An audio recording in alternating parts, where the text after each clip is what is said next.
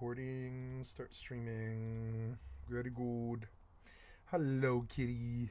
Hi, kitty. Oh, she's such a fancy kitty. Oh, I like her so much. Yeah. Oh, I like the kitty. I like the kitty. I like her. Yeah, I like it. I like the kitty. I like the kitty. I like the kitty. Yeah. Oh, she got a big butt in the air.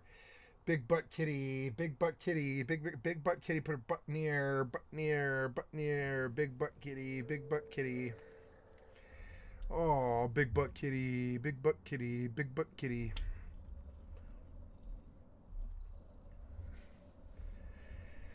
I wanted a fucking haircut today, kitty, and I couldn't get one. It's fucking annoying. Hello, the kitty. Damn, I'm almost to 6 days. Alright, so let's go back on free mode.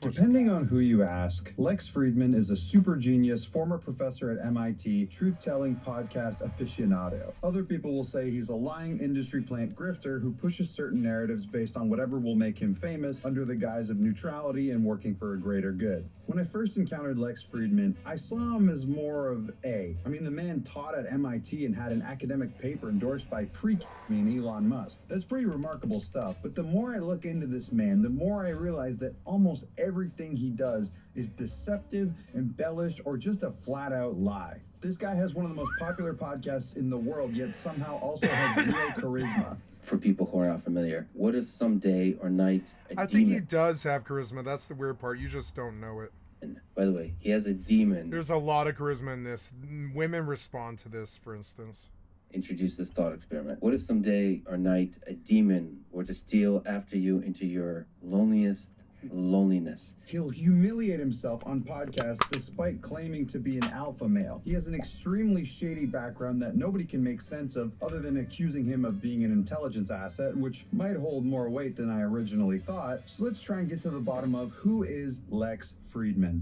Lex was born in the Tajik Soviet Republic in 1983 to Russian Jewish parents. He spent his childhood in Moscow until his family moved to the USA following the collapse of the Soviet Union. Lex's father was a plasma physicist and began teaching at Drexel University. Lex and his brother would follow in their father's footsteps and also attend Drexel University, where Lex would obtain his bachelor's, master's, and a PhD. Now, Drexel University is a respected school and anyone would be proud to graduate from there, especially with 3 separate degrees. Anyone except for Lex, apparently. What's interesting is that on all of Lex's personal media, he never mentions Drexel University, not even once. He never mentions he went there, he never talks about it on podcasts, nothing. He and his dad had a podcast years ago, who, keep in mind, is a professor at Drexel, but that podcast has been scrubbed clean from the internet. Even going through his catalog, you won't find podcast 100. What's weird is that you can find Drexel articles about Lex, and even this really old post where he confirms that he went there. On his Wikipedia, which he's not in control of, by the way, it says Drexel University. Lex claimed that this was an attack on him for no good reason, slandering him even. Now, note this pattern of behavior for Lex. Every time he's confronted on something shady or something that doesn't add up, he plays victim. Try looking up Drexel on his subreddit and nothing will come up. In fact, if you even mention Drexel on his subreddit or tweet at him about Drexel University, you'll almost certainly be banned or blocked. Even if you're just saying, hey, wait, didn't you go to Drexel? So what gives? Well, he does mention his association with MIT constantly, by the way. How he's a research scientist at MIT. How he taught at MIT. If you didn't do any I talk about how I was, these guys brag about, oh, I worked for Blizzard, or oh, I worked for MIT. I'm like, oh, I worked at the gas station. Oh, I smoked some heroin. Oh, I smoked some methamphetamine. I definitely was a drug dealer. I definitely stole credit cards. I definitely have ran with hookers and prostitutes and strippers. I've lived in motel rooms. I ran the flop house. I was, I was at war with the system and all these crazy things. So it's like every time that they mention MIT or working at Blizzard, I mention my methamphetamine or heroin use. I win. If it's a competition, I win or whatever. Is it shock value we're going for? Oh, I'm shocked you worked at MIT. If that's what we're going for, oh, I'm shocked. Oh, wow, Lex Friedman worked at was a professor at MIT. Well, I'm so shocked, right? But I can say the same thing. I can elicit the same response, kind of, but just in a much more negative way. Oh, I smoked heroin and a bunch of methamphetamine, and oh, really? How long was I homeless? Was it 7 years? And they're like, these guys really are pretty proud of how they work for Blizzard or work for MIT. And I'm like, oh man, sometimes I can spell the word MIT. And I really do believe I'm a lot more intelligent than them too, which is the real folly. That's just a folly of blah. It's a folly of blah. It's a folly of blah. It's a folly of blah, because I do believe I'm more intelligent than these people, which is dumb because intelligent people don't smoke heroin and speed and run from the cops and get in tons of high-speed chases and shitty ass shit. They don't end up kingpins or anything like this. It's like every time they bring up MIT, I bring up heroin. It's funny to me. It's not funny to you guys. It's probably just cringe, but it's funny to me because I don't care what they think. I don't care what you think. I don't care what anybody thinks. Oh, he went to MIT. Oh, good. Give him an MIT blowjob then. Congratulations. Did he work at Blizzard? I heard he worked at Blizzard. I heard he worked at Blizzard. MIT, but what if I told you Lex has barely any connection to MIT? If you look through the MIT faculty lists, Lex is nowhere to be found. But if you go on YouTube, he has alleged lectures that took place at MIT. So, did he really teach at MIT? Well, it turns out Lex taught a January community class at MIT. This class that Lex taught was a class that wasn't for marks. There was no requirement to be there, no grading, That's no dope as anything. fuck. MIT and other universities will usually offer these classes for anybody. That's how I would dress in the real life, yeah. The subject. Now, teaching this and being a tenured professor are very. This is definitely how I look in the real life. It It's didn't stop annoying. Lex from putting Maybe no MIT V-neck girl's all over neck, his but social other than media. that. His LinkedIn, for example, says MIT and nothing about Drexel, which is weird because on a LinkedIn, you'd want all of your academic credentials on there. Even if you go to any of his papers, it cites his school as MIT. Again, when you're publishing an academic paper, you'd want all of your academic qualifications in there. So why is he so eager to cover up the fact that he went to Drexel and not MIT? Well, because Lex My uses God, this your to butt give stinks, kitty. himself Get it out of my authority when face. speaking. Lex Friedman, MIT, also, which is something those people seem to sometimes care about, the followers and stuff like that. Like, did you just do that? And then they said, enough of that nonsense. Enough of that nonsense. They said to me, enough of that nonsense. So what is his affiliation with MIT? Apparently what Lex did is what a lot of slimy academics do to boost their clout. Somebody from MIT commented on these dubious practices. Basically what people will do is the bare minimum to get associated with the school. So for Lex, he gave a free lecture for no marks. He managed to get an MIT email as a result. People who aren't involved with MIT see that and think, Oh, wow. okay. So if they do a lecture for something for free, some weekend thing about, doctor-assisted suicide or something like that. And you do like a little 10-minute thing about some website that you built or something like that, right? And then you say that you're an MIT professor for the rest of your fucking life. And it probably works. Honestly, seems like a scumbag streamer thing to do. And I bet it fucking works too. More power to him if he did do that, because I think it's genius. It's like lying about a resume, but upwardsly mobily lying about your resume. Like, yeah, I'm an MIT professor. And they're like, oh, yeah, really? And it's like, yeah, here we are. And, you show them the fucking email or whatever. And it's like, yeah. And, yeah, it probably works. It's kind of funny. That's prestigious. Also, I don't know the guy. Maybe he was an MIT professor. I don't fucking know. I don't really want to deny the possibility that he might be. I don't know this guy. Maybe he's a fucking MIT professor. We don't know him. I don't know. I wasn't let it. I don't work at MIT. That's another thing about discrediting people all the time like this. I view this guy as an attack artist, kind of. Is he seems to really, really, really want to attack fucking Lex Friedman. So he seems like this attack artist, and that's why I'm watching this. And it's like, yeah, maybe Lex Friedman lied about being an MIT professor. That's one thing, yeah.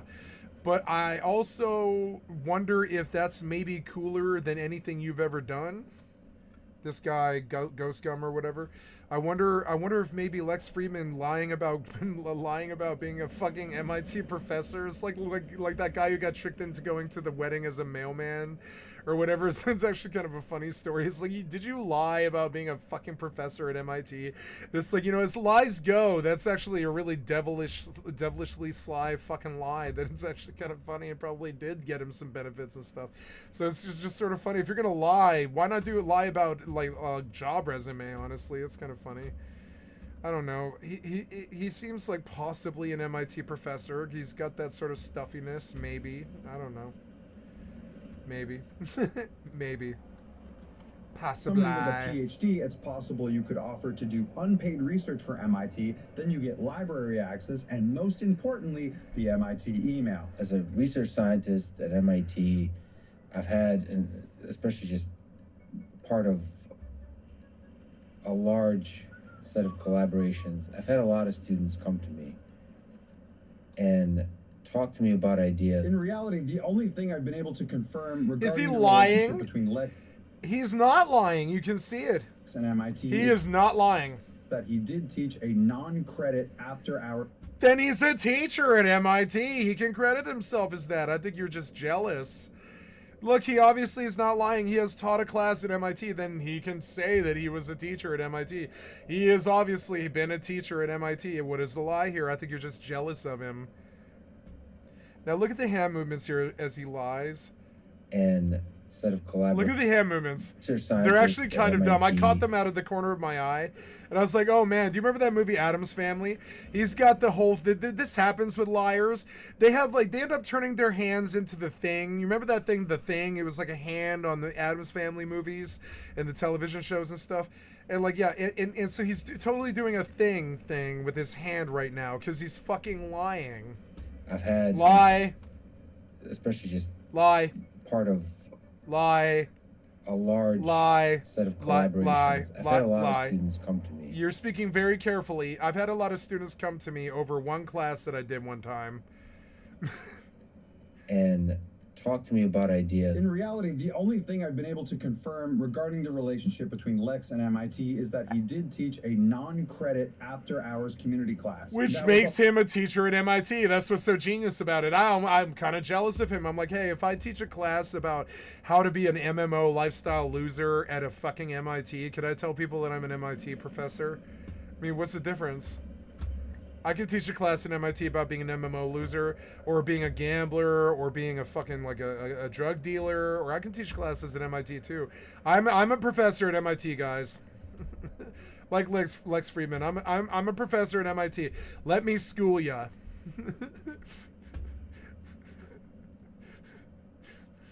It really reminds me of that H. Sean Benjamin interview where he just lights into that guy who's like a total square, and he's like, did you get tricked into going to a wedding as a mailman? Which was actually so fucking funny. And he's like, yeah, I kind of did, and it totally wrecked the guy. There's nothing else he could say that could like recover from the embarrassment of it. But because he's such a feckless idiot, that guy who was interviewing H. Sean Benjamin, he was just like, is it true that you got tricked into going to a wedding as a mailman? And he wrecked the guy like a real comedian would. A real comedian will wreck you, like Norm Macdonald or Robin Williams or one of them. They're all dead now, but they'll wreck you. You can't fuck with a comedian. They'll fucking wreck you right to your fucking face. And it was hilarious. H. Sean Benjamin got him to admit that he had been tricked into going to a wedding dressed up as a mailman, which is how fucking clown shoes these people actually are. And I wonder what other dumb things that Lex Friedman's done. Like, I mean, it's obviously obvious that he taught a class at MIT. Here's the footage of it. Also out of semester. So no, this doesn't out of semester. Big deal. It's still a class at MIT. He's not lying. I think you're just jelly. I think you're jelly cycle sickness. I think you're jelly of him. You a professor or even I think you're jelly cycle. Listen close to this. Jelly cycle sickness. Jelly cycle sick. Jelly cycle sickness. Listen to this. You can see how jelly this guy is of Lex Friedman. It's hilarious. This fucking shitty attack artist. I want to write it in his comments. Look at how fucking jelly this attack artist is of Lex Friedman. I don't even like Lex Friedman.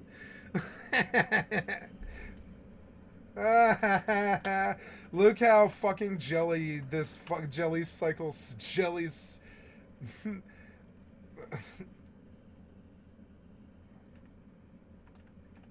Jelly cycle sickness. This attack artist is of Lex Friedman.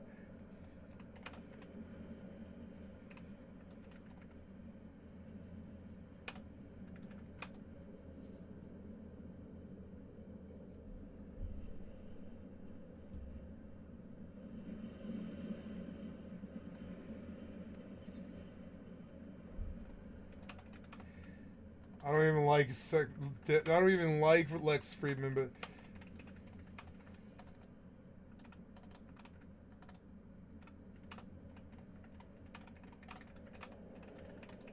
that's some dick riding. I said it, I'm sorry. He's an attack artist, I don't particularly like him. Yeah, whatever, you know. Look how jelly cycle sickness this attack artist is of Lex Friedman law. I don't even like Lex Friedman, but dang.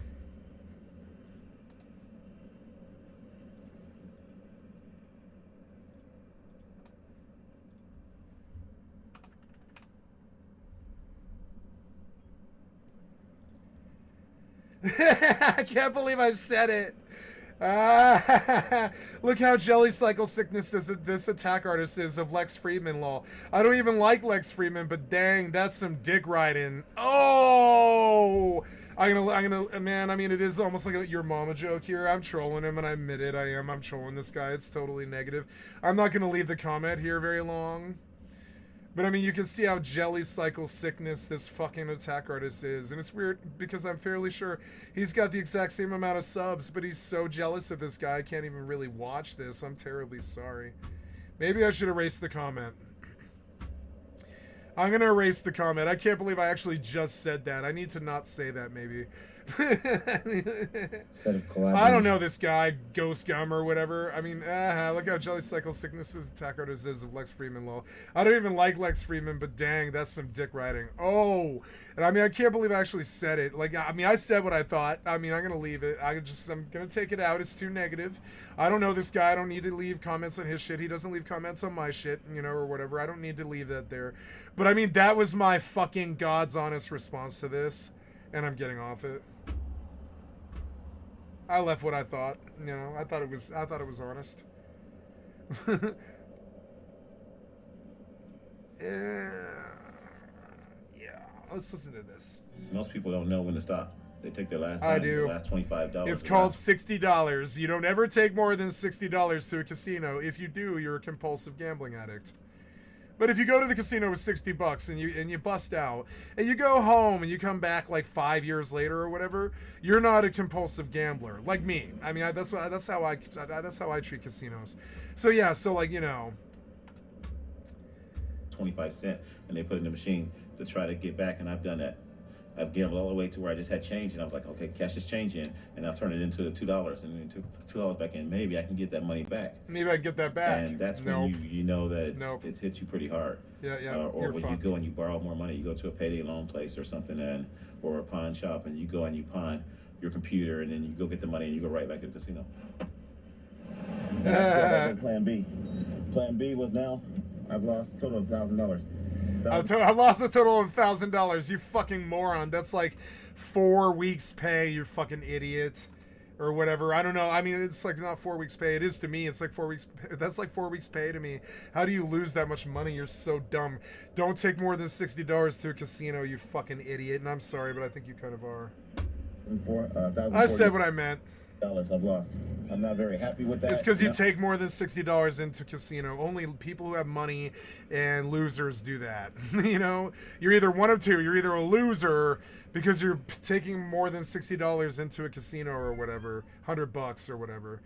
And if you're not that, then you're also like, you know, you're a compulsive gambling addict, one or the other. Not only have I lost the money, but I lost 2 computers. You lost 2 computers. Okay, you better steal 2 more. And now I'm getting ready to go lose my camera and my, not lose it, but... I'm about to go lose my camera. Get a loan on it. And one of these days I'm hoping that maybe I will hit it big. Maybe I will be able to win $15,000? No. Nobody wins $15,000 except Dale Brunsvold or whatever. It's not happening. Nope. Maybe if the W stops paying you. But nobody truly wins these huge pots of like 15K. Maybe in like horse racing and like roulette and shit like that. But most times, yeah, if you're like blackjack gambling or VLT gambling, you're not running with some $15,000 fucking payout. That's the dream of the best fucking like Vegas lizards, you know? That's the dream that you aren't reaching, no. Or is there something like that where I can just... Okay, I had a friend. The most I've ever seen somebody win is I think like $1,900. Well, no, I won one time. Well, I didn't win. My friend won while I was sitting there next to her. But we won. Call it we won, even though I gave her most of the money. We won a jackpot on a VLT that we've been playing, a fucking 5-card stud machine that we've been playing for I have been playing for 4 months, and I ran the jackpot up on it to like, I don't know, $3,900, I think it was, or something like that. Now, I dumped... I don't know. I think it was like 1,700 into the machine. She gave me 900 of it, and I mean, like, and I felt like, for the amount of months and drinking and time and fun and sex I had from it, I was like, yeah, casino was worth it. It's okay. I had like an $800 loss when we won that jackpot because she wanted the money, and she was the one sitting at the machine when she hit the jackpot, which was so annoying. And I told her, I was like, you're gonna win the jackpot. You should just pay me out the $5, and then you can have the whole jackpot, and I won't say a fucking word. If you don't pay me out the $5 that I staked you right now, I'm going to ask you for half of that fucking money. I warned her up front. I was like, if you win this jackpot, you're gonna have to pay half the money. I'm warning you right now. And then she won the jackpot, and it was a lot. It was $3,900. She was like, I need this. I need all of it. And I was like, no. You need to pay me something because I staked you, and I warned you. If you don't pay me the $5 you originally staked me, you're gonna have to fucking go splits. And you said yes, you agreed to it. And then she was like, yeah, I'm not giving you $1,700. And I was like, give me like $900. It's money that I didn't have yesterday or whatever. Give me $900. You got $3,700 sitting there or whatever it is after the taxes. You just like, we had to call someone in and talk to them. We had to go see a dude to pay us and stuff. And I was like, nah, just pay me $900 and we're cool. I'll never mention it again. She was like, for realsies? And I was like, yeah, if you pay me $900, seems fair. I spent about, because I spent about 6 months trying to get this jackpot. I want something. It is my jackpot. I worked it up for fucking 9 months or something. And she was like, oh, okay, here's $900. And I was like, okay, congratulations on your $2,900. It should have been less, but whatever. That's okay. We get to be friends still. But it did ruin the friendship. It ruined the friendship. In the end, I was like, nah, you made me eat crow when all I was trying to do is help you and try to put some money in your fucking pocket. And I told you, pay me the $5 back. When you're up, and and this is gambling stuff. This is gambling addict stuff. And I was like, pay me the $5, and then we don't have to worry about this. And she was like, no, I'll just split any big win with you. And I was like, okay, I'll take that deal. But I mean, like, so you don't have to pay the $5, but you should just pay the $5, or I'll make you split whatever you win. She was like, if I win big, I'll split it with you. And I was like, no, you're not going to want to. And when it happened, she didn't want to. And I was like, yeah, I warned you. She was like, this could be the difference between me not being on the streets anymore. And I was like, yeah, I know, but you still should pay me something. It's my win. I worked it up. I took you to the machine. I told you it was going to win. It did. Was I wrong? And she was like, no, you're not wrong. And I was like, yeah, I told you I was going to win this. It might not have been today. It might have been tomorrow. It might have been yesterday. We didn't know when it was going to happen, but I knew I was going to win this jackpot. I knew it. I knew it like the back of my hand. I knew it. And it did happen. And I was just like, God damn it, man, pay me my 900 or whatever so I can come back and try and beat the machine again. And she was like, that I understand. Okay. And we'll be friends still. And I was like, yeah. I mean, the friendship can end here if you fuck me. I'll just fucking walk away from you and never speak to you again. And she didn't want that to happen. They never do. They don't want to lose my friendship because all I ever do is try to help them. Pay a lot of bills off and get back on track, But she was a hooker too. She didn't need that money. She was making like goddamn $2,000 a night or something like that. Like she didn't need that fucking money, but she was like, oh my God, it's like a whole 2 nights work or something like that in one sitting without having to fucking suck dick for it or whatever. And it blew her mind. She was like, oh my God, it's money that I don't have to suck dick for. And I was like, yeah, yeah, but you need to pay me some of it because it's my money. It was my stake, my machine, all of it. This is why you don't stake women and you don't stake other people. You just don't ever stake anybody else. I learned I did it one time. I learned. I mean, I got my $900 because I had to, and I talked to her. I was like, I can leave your ass here at the casino. She was like, you'll leave me here? I was like, yeah, well, you got $3,000. Call a goddamn cab. And she's like, you're the taxi driver. You're the one who's going to answer. And I was like, no, some other taxi driver will come and get your fucking greedy ass, And I was starting to diss her. I was like, no, some other taxi driver will come get your greedy ass. I'm never driving your ass again. again unless you fucking pay me. And she was like, I'm not paying you half of this. And I was like, that's okay. I get that you're desperate and you need this money a lot more than I do. I'm actually sympathetic. I understand that. But you should pay me something so that I can continue to try and beat the machine again. And she was like, God damn it, if you had said anything else, I wouldn't have paid you. But you said it how it makes sense to me. And I was like, yeah, I mean, I'm going to try and beat this machine again and try to make the $4,000 that you just stole from me. That's how I put it to her. I was like, I need that 900 so I can come back and beat the machine again and get the $4,000 that you just stole from me. And she was like, okay, fine, here's $900. And I was like, okay. Yeah, we kept the friendship. We're still friends. If I were to see her on the street, I would give her a hug and you know, kiss her or whatever and be like, I love you or whatever. But you know, it was a lot easier to walk away from her after that. I was like, but you kind of like fucked me though. You sort of fucked me. It's like, it wasn't like really her money and it wasn't really mine. And we should have just split it. But she was like, no, I need the lion's share. And I was like, well, but the lion's share will ruin our friendship. And it did. It's very difficult. Lion's share always ruins the friendship. If you're there gambling with somebody, I mean, I was fucking the girl. We were there at a casino. I was dating her. We were on a date. Like, you know, I staked her $5 at the goddamn machine, and she started winning. And I was like, just pay me the $5. You're sitting on $200. Just give me my $5 right now. I told her a bunch of times. I was like, give me my fucking $5. Give me my fucking $5. I was starting to get stressed out about it. I was like, give me my fucking $5. It's the principle of the matter. If you pay me the stake, you can win whatever you want. I don't care if you walk out of the casino with 10 grand. More power to you, but I want my $5. And she was like, no, I'll just split a big win. And I was like, why would you split a big win over giving me $5? And she was like, well, because I might not pay you the $5 or whatever. And I was like, you are going to pay me the $5. And we were just having this dumb fight about it. So fucking $5 ruined a goddamn friend. I mean, it was $4,000, but it was also like $5. It was stupid. And that was a good friendship. We were gonna like connect a fucking cross country fucking crazy drug like hooker empire thing.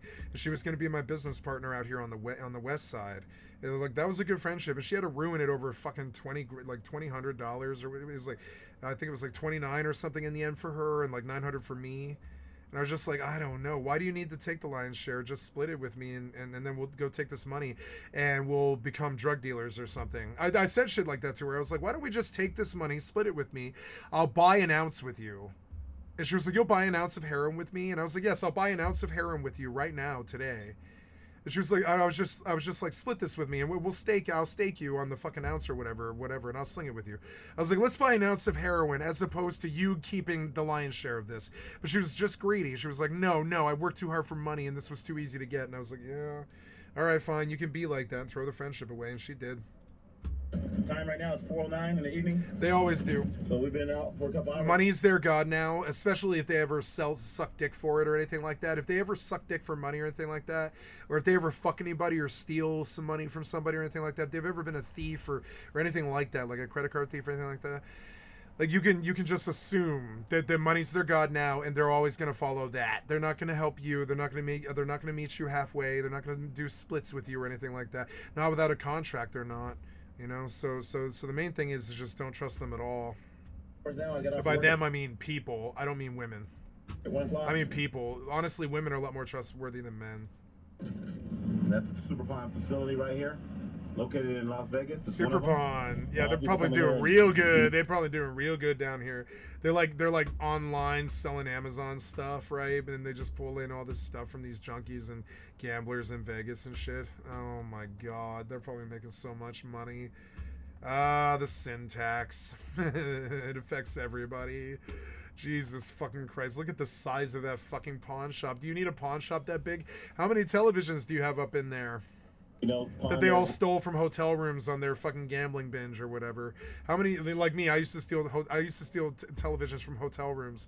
How many flat screens you got up in there? Worldly goods and whatever. You ever been on a gambling fucking drug binge and stole a television screen from a fucking hotel room? Then you haven't lived, bitch. You haven't lived. I'm coming here to see what I can You do ever at the same smoked a time. bunch of meth and stole a fucking television screen from a fucking hotel room? Oh yeah, you haven't? Then shut the fuck up then. Shut the fuck up then.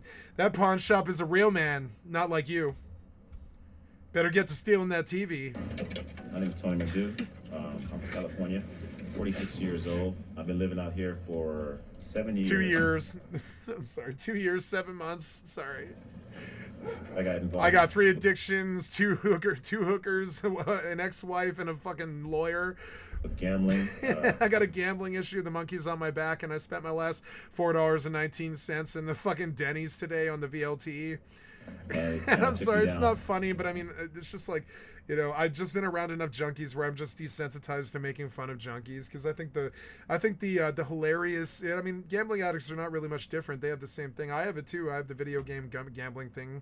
I have the same gaming addiction as they do, and so I like making fun of them because I have it. I have the same thing that they have. I would love to be gambling on horse races right now. Are you kidding me? I'm gonna go to the casino on Grand Theft Auto right now and gamble on horse races and pretend that they're real, because that's how addicted to fucking gambling and drugs and stupid shit that I am.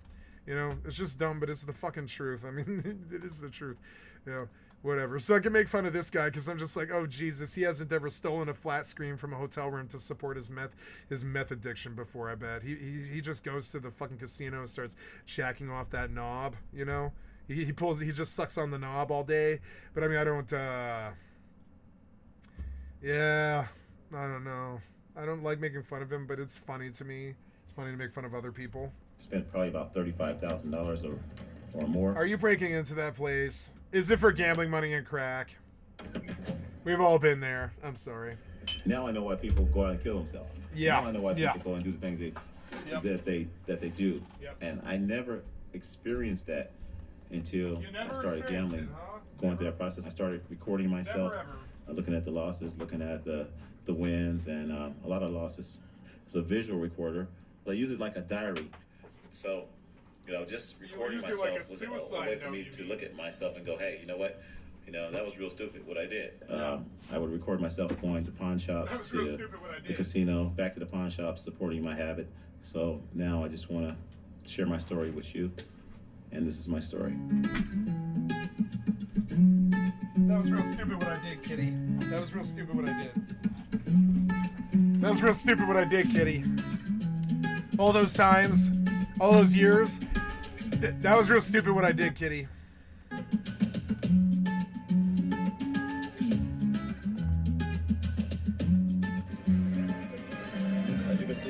God, I love casinos. They just wrap their beautiful digital arms around you, and they all sound like video games. It's like home. Listen to it. It sounds so good.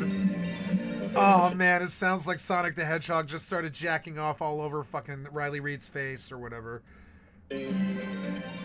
Ah, yeah, I love that sound. Ah, yeah, I can just imagine collecting rings or jumping around in a video game and getting money at the same time or whatever. Here, bam. Let you see. Cashing out $565. How I got hooked is just basically I put $5 in and I ended up winning like $80, and I was like, wow, this is free money. Eventually, the more money I made, the more money I would put in the machines. I started off with maybe $5. I started putting in hundreds. I started putting in thousands of dollars. $1,600. I will try to count it out to you. 1, 2, 3, 4, 5, 6, 7. That's basically how I got hooked. You know, from $5 on penny machines, from penny machines to spending thousands of dollars. Penny machines. That sounds like the purview of a winner. I'm sorry. I'll be nicer. I'm sorry. Ooh, penny machines. Yeah.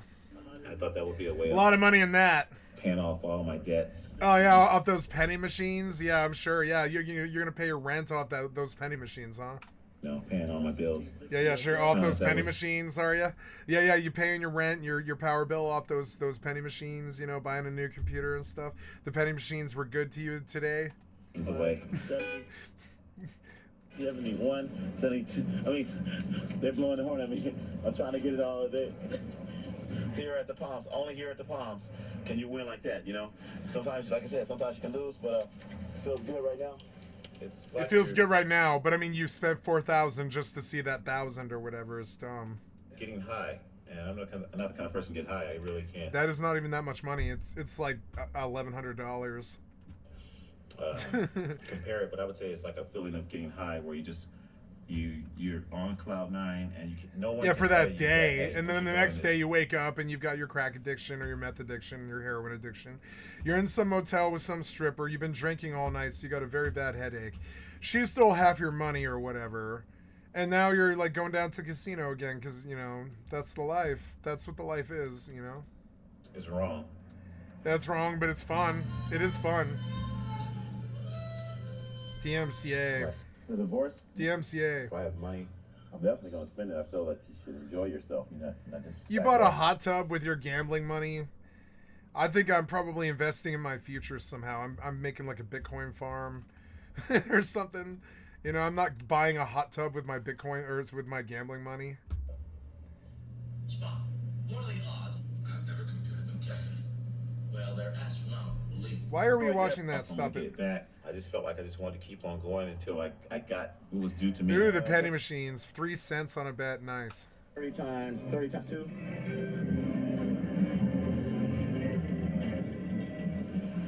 Just got out the Palms. I've been in there for, I don't know, about 30 minutes. About 40 hours. 30 minutes, 40 hours. Longer. Same thing. But, Maybe a little longer. But, you know, 40 hours. End up losing. Yeah, yep. After 40 hours, you bust it out. Sometimes it happens, like I said. Yeah. Go find a free breakfast at a hotel, and then go sleep for 2 days. End up losing We've all been there. my money, and I had $47. End up putting it in the machine. Jesus Christ, that's more money than I've got right now, though. When I lose, I do not want to make a videotape. I don't want nobody to know, and that's what most people do, and they kind of bury it. And what it does, it causes you to be depressed, you know. And I'm trying not to be depressed. Nope, just be like, I gotta keep on going. Yep, Get keep back on in the going, van, keep at it. Through the passenger Keep side gambling, once again. keep throwing it all The away. driver's door isn't opening correctly. I don't want to break the handle all the way off. You know, sometimes it works and sometimes it doesn't. So I just decided, since I bought the van, not to even use that handle, not to even use the driver's side at all, except for getting out. So I'm in the van, boom. And all I needed was about $75 because I needed to pay, half of my electric bill or whatever. So Half it your looks electric bill? Who pays half their electric bill? I'm sorry, I'm way more poor than this guy, and I still haven't ever paid half of the fucking electric bill. I wish they would let me pay half an electric bill. How do you do that? Do you call in and like, I guess you do. You're like, hey, if I make a $40 payment, will you guys not shut me off? And they're like, yeah, we'll give you a couple weeks, right? I guess so. Yeah, I guess I probably have paid half a bill before. I'll be picking up about another $200. How you gonna pay half I'm gonna a take, bill? Where my computer's in, Superpine. Pay half And a that's one bill. of the things I didn't want to have to do, but when you don't have enough, you gotta do. What I don't you think I've gotta do. ever You paid gotta half a bill. No, I think I've like made a compensate. There with payment. the cinematography. I consider the pawn shop my bank. It's a bank for people that didn't have very good credit. Between the payday loan and the pawn shop, those were my two major places because I didn't have credit, and those places offer me, substantial amounts of money. There's my MIDI controller. Substantial amounts of money, $1,000 or whatever. All right, we're back. For your fucking future. None of my merchandise is stolen or anything like that. It's my own merchandise, and everybody knows me. So they said, "Hey, you're a real good customer." They know I have put thousands of dollars in this organization, and when you need a loan, this is what you do. I got $200, bam.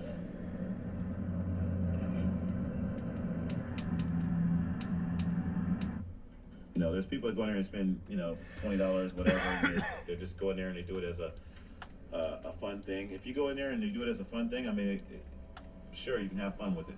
But I didn't treat it. I started treating it as a money-making system, and I thought that it was going to be a money-making system for me. I didn't look at it as being fun anymore.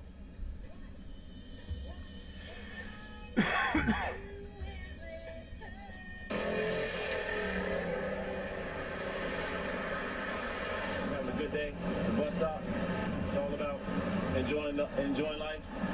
And it's a beautiful day today, ain't it? Yep. Huh? Vegas sucks. At least his attitude's good. I've met some junkies and some fucking gamblers and shit. They don't have good attitudes. They're like, it's this fucking shitty day. Can I interview you? Go for it. Tell me a little bit about it. He'll live like, if they don't have if they've got a bad attitude, they're like, another shitty day of fucking failure or whatever. They won't live very long, but it sounds like he'll probably make it. He doesn't want to pay enough to survive in here. Barely make check by check. Try not to gamble too much if you live here because you're gonna be broke. You gotta have a lot of willpower to even survive in this damn city. What's your name, man? It's Paul from Ohio. Tony. Nice to meet you, man.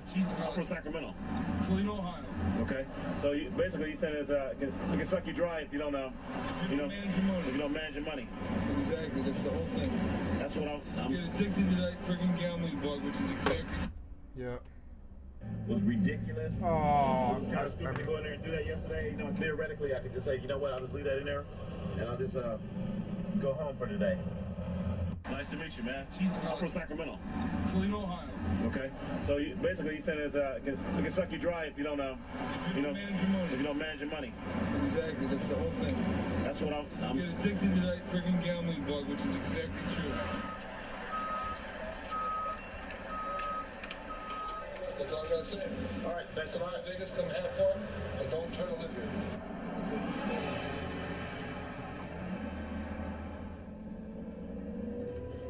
Meeting other gamblers and meeting other people out there, it was a sort of a deterrent. You know, they told me, hey, Vegas was built on people spending their money, and I didn't believe that. I believe that, you know, you can come out here and you can really win some money. You know, I've seen stories of people winning $50 million or $100 million, and you know, on machines, and Yeah, and they have right. posted up in the casino all these pictures of these people that won. My day is going to come. When is my day coming? It's coming soon. But I got to continue. I can't go by what everyone is telling me out here in Las Vegas. Yeah. The money that Don't I listen spent to yesterday them. was ridiculous. It was kind of stupid to go in there and do that yesterday. You know, theoretically, I could just say, you know what, I'll just leave that in there, and I'll just go home for today. But I got a feeling, I got a pretty good feeling that I'm going to hit something today. Oh This is what no, that's the try not to worst. do. I tell myself I'm not going to do, but this is something that Las Yep. Vegas people do. They say you're not going to do it. Maybe they start off with just a little bit, and the more you make, the more you spend. You sound like a junkie. And, right now, I've already spent like $800 yesterday. $800. I'm gonna try to get some of that. You money are back. not a good gambler. I am gonna get some of that money back. I shouldn't even say the word try. I used to go with my cousin, and I used to go with my sister, and they would tell me, stop, you're okay, you know, cash out, you got $150, whatever, cash out. And I'd be like, no, it's not enough. You don't know what I lost, I gotta get this money back. So it's almost like a crack addict, I guess you would say. You know, you gotta have it, you gotta keep on going, because in your mind, you know, it's not enough. In someone else's mind, you know, they're like, hey, you're okay, you're at a good level, you got $200 in the machine, you know, get out of here. And they're like, no. I'm like, no, I'm not gonna get out of here. I gotta get more. I gotta get that money back. I just lost $700, you know, but they don't know that. And even if they do know that, they're gonna tell you, hey, you know what? You just lost $700. Take your loss and get out of here. So it's one of those things where you almost can't control it. Well, it didn't happen. And I'm losing the 240. I'm out of here. 240. Gonna go home. Looks like I might be bringing the camera back over to Super Prime. I'm gonna go pay this bill. I have no choice. They'll give me $100 for that. And then I'll take over my tripod in. They'll give me $100 for that, so it's $200. Looks like I'm gonna be taking the camera in. I'll show you what it looks like. I don't want to take it in. That's my baby, but I gotta do it. We'll take the camera in the tripod. They're gonna give me $200 for that. You say? Most people don't know when to stop. They take their last dime, their last $25, their last 25 cents, and they put it in the machine to try to get back, and I've done that. I've gambled all the way to where I just had change, and I was like, okay, cash this change in, and I'll turn it into $2, and then took $2 back in. Maybe I can get that money back. And that's when you know that it's hit you pretty hard.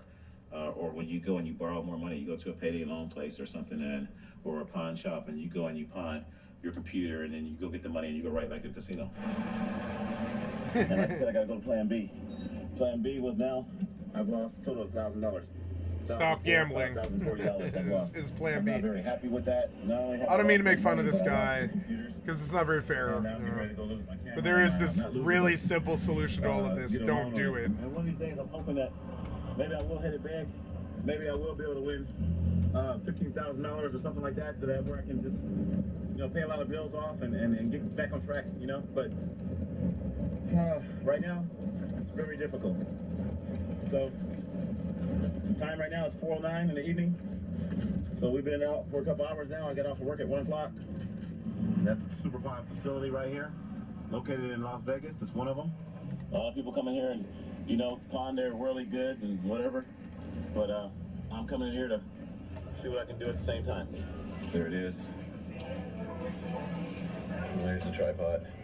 I will be back to get it next week.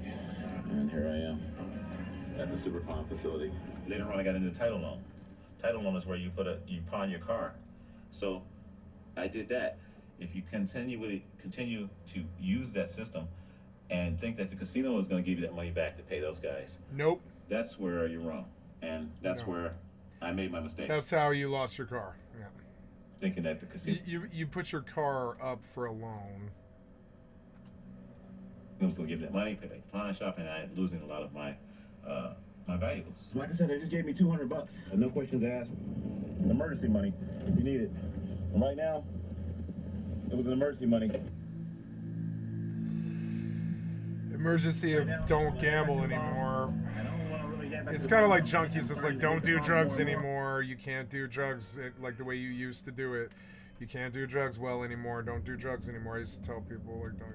You used to be good at drugs. You're not good at it anymore. Don't do drugs anymore.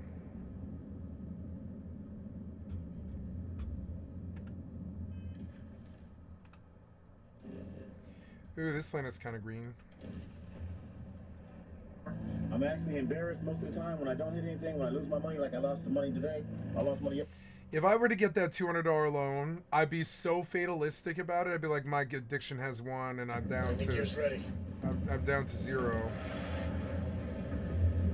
And you know, my addiction has won, and I'm down to zero, and this is the last $200 that I'm ever gonna have, or whatever. Before I hit rock bottom, I end up on the streets.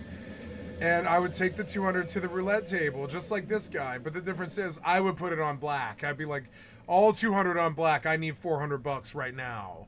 Like right now. And I'd be like, all right, now I got 400. I'm going to bet it on red, and I'm going to bet 400 on red.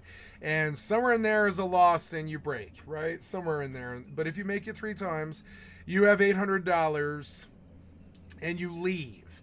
And you go back and you buy your camera and your fucking car. You're like, you get your car loan or whatever, you know, your car title loan paid off.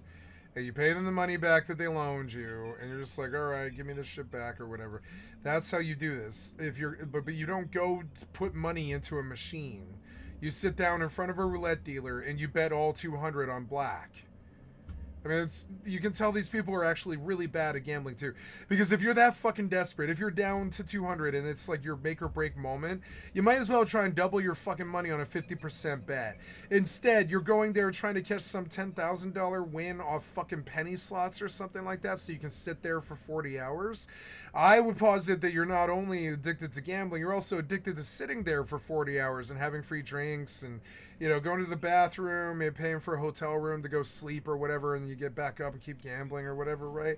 And it's like, I would posit that you are more like kind of addicted to the experience than you are than to the gambling, because you would normally just go to the roulette table on a 50-50 chance with the 200. You wouldn't even waste your time really trying to play the blackjack. If you thought you could do it on blackjack or, you know, Texas Hold'em or something with a $200 stake, you probably could do it. You know, everybody does. I've done it before. I've made a whole bunch of times. I've gone over $1,000 with just $60. You know, but then I lose it all back. But like, you know, like, so if I'm putting 200 down and it's my last 200 and it's my car loan title money or whatever, I'm putting it on black on roulette or whatever, and I'm taking that 50% bet and I'm stepping with the 400 and I'm trying to pay the loans off. If I can't do that, I take the 400 and bet it on red, you know, and try and double it to 800 or whatever, right? And then if I can't pay the loans off, then I'd take it and put it back on black again, right? And I go, yep, I need 1,600, and that's how I would try to combat real gambling, because that's a 50-50 bet. That's a much better. You do stand to maybe win like 3-4 times in a row. You could. Yeah, it's unlikely. It's probably half the time you lose, right? It's a coin flip. It's a 50-50 chance. So half the time you lose. So you're really praying that those 4 times that you played are going to be the wins, you know, and that they aren't. Sooner or later in the 3 or 4 times that you play, you're going to lose all of your fucking money. And that's the lesson that a good gambler takes, and they stop, right? This guy, he sits there and he gets free drinks and he smokes cigarettes and he like talks to pretty women in the casino and he sits there for 40 hours and he like, you know, talks to a dealer about his bad beats and he sits at the bar and he commiserates with some dude about how gambling used to be and shit. And he's addicted to the experience, which I also get. And honestly, you are kind of getting your money's worth when you get that experience.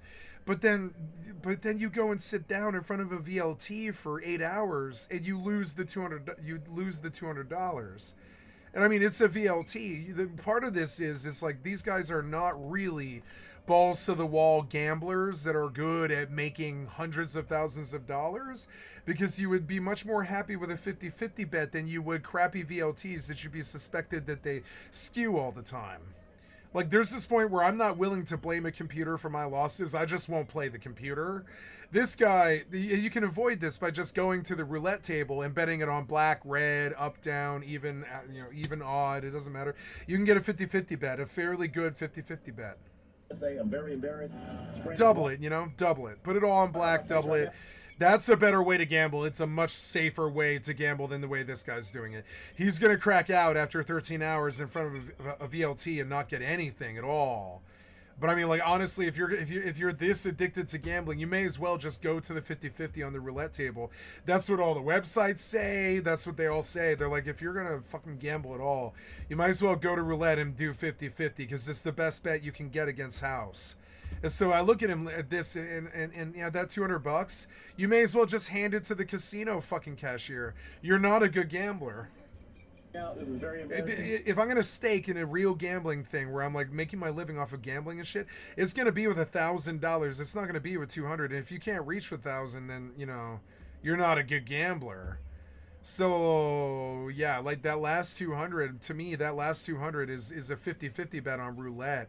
It's not this thing in front of VLTs for 10 hours. No, you guys are so bad at gambling too. But hey, I don't have air conditioning. Because you sold your car or whatever. Yeah.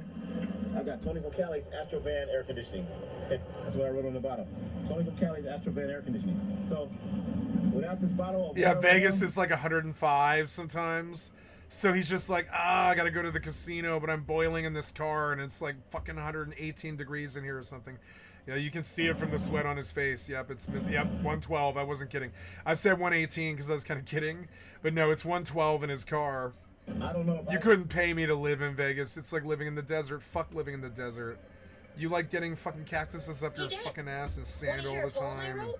And, nothing to do but drink and become too hot. I just read about them. A haiku, huh? That sounds exciting. What's yours? Okay. It's called Space. Space is cold and dark. Starships fly there like comets, carrying us home. Not bad. Hey, will you write it down so I can carry a copy with me? I'll copy down too. You know how you... 24 local hours. Get some sleep. I'm trying to get to the table. Gambling's on my mind right now because I'm like, ooh, that's one of the few ways I can actually make some money as a person on disability, But smart man doesn't. I'll be able to, I would probably pass out. I had coworkers and friends to tell me to don't go, and I would go back and I'd spend the money, and I would lose it, and I'd go back to work, and then the coworker said, "Did you go?" Don't go. I would just feel I lower went. and lower and lower and lower because I didn't want to tell them. And a lot of times I would lie to them and tell them, no, I didn't go, and I really did go. So it was a moment to where you start lying to people, you start covering up your mistakes because you don't want people to look at you a certain way. Tomorrow I might have $2 in my pocket. I might have 50 cents, and I'm just surviving. I'm just, still trying to survive like everybody else. Sometimes I do stupid stuff, stupid things. Sometimes I do stupid things. Things you'll never hear me say. But it's life, I'm not gonna go out and kill myself and hang myself. Although I've thought of that because of some of the things I've done. You want to beat yourself up. You want to crucify yourself, but you can't do that. So here we are. You need rehab once again, or a this is therapist. the second time arriving here. I arrived here with $240 earlier. I spent the $240. We're gonna come back over here, basically try to find a parking spot and get back into our same routine, except for losing. Living in Vegas is like moving into the fucking crack house.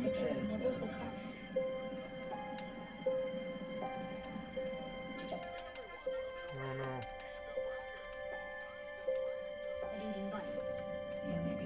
Unsuccessful. I actually doubled my money. Actually, I got up to like 198, but ended up spending it back in the machine. Start spending 150. I'm sorry, it's not funny. $50 instead of 60 cents. It's funny to me. I spent 90 cents, and that's when I actually hit. So I've spent my whole life that's not pretty much it trying for to me. sound desperate like Got enough this. gas to go home now. Like, my whole Just goal gas in fuel. life is to not ever sound like this desperate ever. Not about sex or women or, like, you know, money or job or security or anything like that. I don't like sounding this desperate, you know? I'll show you what it looks like. I've had some desperate times in my life, yeah. Okay. Just I had simply to turn the up today, best of the basically. day that one could ask for. And now I'm down to. Now you're down to 2 notches. I got some change in my ashtray, you know. I didn't count the change in my ashtray, but I'll just show that for the record, you know. Trying to keep everything real. Some change in the ashtray. Probably got about, I don't know. Find any addition. Got some change in the any ashtray, at and I all. think I got some more change I found yesterday. Like In forever. one of my computer bags. So it all boils down to that. I was getting stuffy sometimes. That's it. That's it for me. You know, that's it for me today. You know, sometimes people they bottom out at a certain level. And I bottom out today. Where am I? I got a couple other pennies, but they're stuck in my ashtray, and that's how I keep it. They're stuck in my ashtray. I sprayed some water in there. It's stuck because I had some candy or something in there. And I'll do it again just to show you the process. So there's a couple more pennies in there. So to be honest with you, I got probably like 625, 630, somewhere around there, maybe a little more. He's like counting the pennies. For what, the penny slots? The lower you get, the bigger the bet has to be. That's the other problem. Like, the lower you get, the bigger the bet has to be. That's why roulette is so attractive. Is you can do a really big bet, you know, $200, $240, and you're done in 10 or whatever, you know, like 2 minutes. You don't have any time investment, and you just see whether or not you beat the house at 50-50, and that's a way better bet than what you're doing. I wouldn't be able to do it. I wouldn't be able to sit down at the VLTs and walk past the roulette table. I just wouldn't be able to do it. I'd be like, nah, the roulette table's just way higher chance. If I'm gonna bust out with my last 200 like a fucking scrub, then I'm doing it on a 50-50 bet like a coin flip. I'm not doing it lower than that. Hi. Lower than Galaxy's that. too big to The be guy stuck doesn't in the know same how to place. stake at all, and I've never been a gambling addict like him. I still know better than him. Yeah. It's because I've dealt with addiction all of my life. I know what it is. I've conquered my addiction so well that gambling does not scare me. None of this shit scares me at all. And yeah, I did end up in a 2-year inpatient mental health facility over my drug addiction, but it was mostly because of the system. The system fucking leaned on me really terribly. If the system hadn't been there, I wouldn't have needed the mental health facility, you know. But because drugs are illegal, they fucking harassed me and fucked me over. So, you know, yeah, so I did get like kind of like low rock bottom like him, but I didn't blow thousands and thousands of dollars. I made thousands and thousands of dollars. I didn't blow thousands of dollars.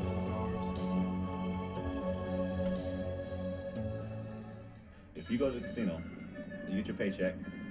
It could be $1,200, it could be $1,500, whatever it is. This place is And that's for beautiful. 2 weeks. And then all of a sudden, that's 2 weeks of work that you work for. Any day you make and it, it's to there pay a is a certain victory bill. in You got to my pay book. electricity, you got to pay rent, whatever. And you lose all that. It's so foolish. And you can't talk to anybody about it. You can't go talk to your mom. You can't talk to your children. You can't talk to your coworkers. All you can do is kind of like just curl up and just, you feel like you just want to Midst die. of nothingness. And I would just come home and just go to sleep. I would just Nice, got a blindfold, 30K put my off hell blindfold for on, weather. and just kind of curl up, go to sleep. I would pray about the situation. I pray to God and just try to, that God take me away from the situation. I lost about $35,000. It would have been nice to win that. And after I looked at it and added it up, it was like, no more. After going through that, I had my fun. I had my greediness. I had my downs, my losses. And now it's like, I don't even want to deal with it anymore. My whole concept on gambling is, Anyone is taking care of you know, this leave it place. alone if you don't really need it. And I tell people I don't encourage, you know, not even going and putting in even a couple dollars because you can get hooked easily. You know, I got hooked on $5. I'm now at the point of not gambling anymore. I'm successfully, I like listening to gamblers talk about It's all in the rock past, bottom, but it's an experience. Because it reminds me of like, you know. but drugs are way worse still. Drugs are way worse because gambling, you like, all you lose is money and your self-respect and maybe your living situation. On drugs, you lose all of those things as well as your health, your sanity, your money, your all of that stuff. And so like it's still, I have a lot of sympathy for this guy, but it's still not as bad as a heroin addiction. So I kind of like, you know, it helps me put things in focus, I guess. I want to kill this thing, but I don't know if it's wise.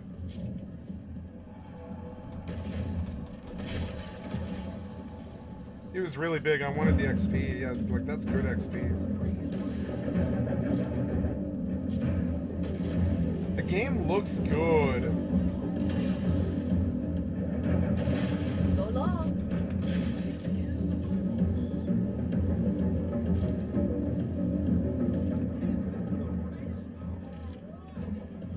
Or what?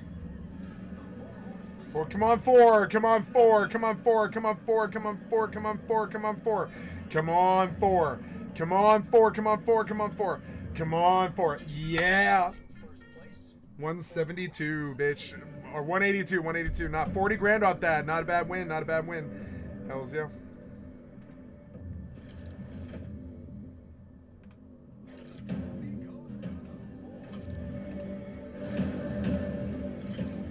Yeah, I'm gonna pull like 5 genetic alien materials right there.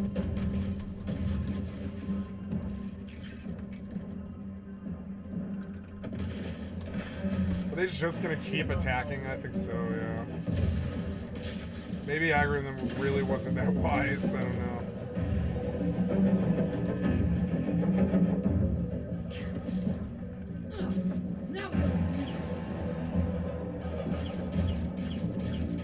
Once again, we are triumphant. I think the audio is a bit too loud. I think I want it at like 35, and I want the effects way louder at like 50 or 60. The voice is a bit loud. We could drop that to like 40. I love this game. I forgot how much I really like this game. Some days I don't feel like playing it, but other days I do, and I'm like, this game's so good when you do feel like playing it. Plant research facility, I believe, is the next goal, except they want me to enter in a different door. It's like the most beautiful game I've ever played, almost. It like definitely is. When you're on the right planet at the right time with the right light. Fucking beautiful. Maybe I should scan these things too.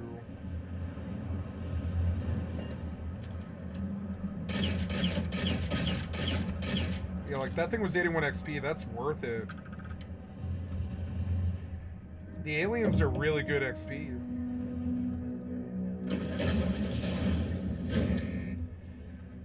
Nanahan, Placento Savior, Scissor. I don't know why, but I'm feeling Dr. D's reigns. I think Los Santos Savior is usually a pretty good bet, though.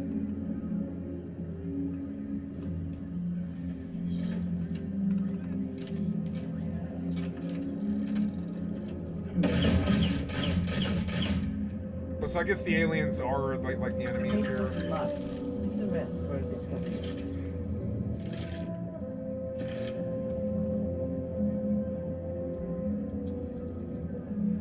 It seems local fauna has been nesting here. Yes.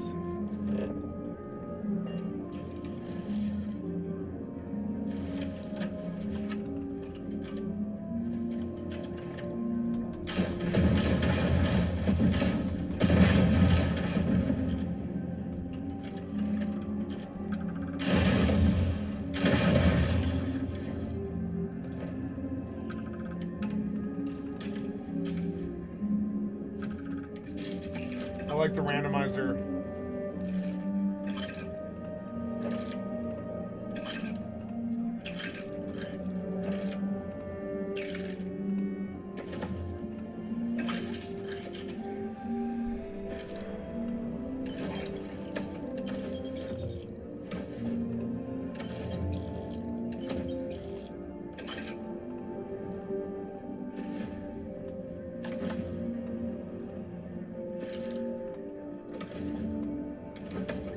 35 digipics for some reason.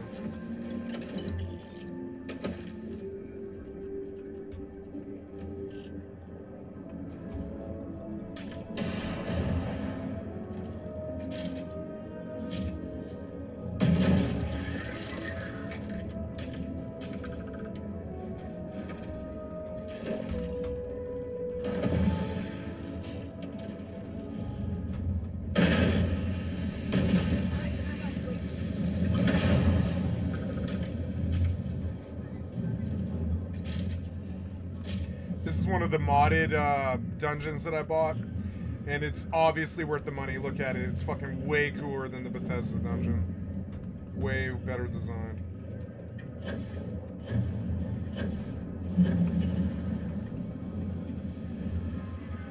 What the hell?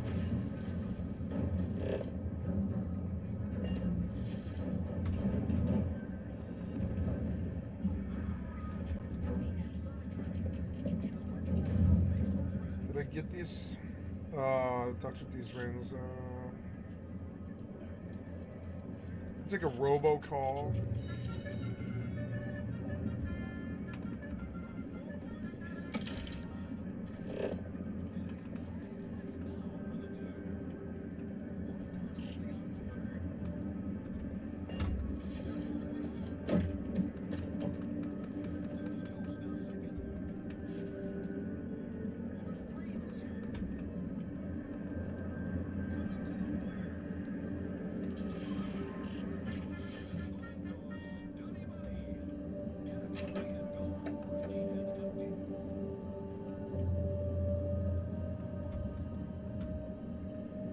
Mod's artwork is actually really cool. Like that painting actually looks really good. It really is a beautiful piece of art.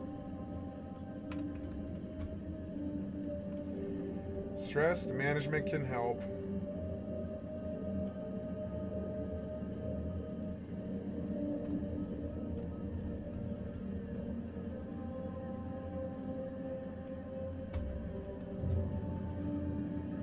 I really like that fucking aquarium, and I wish I could get it in my ship.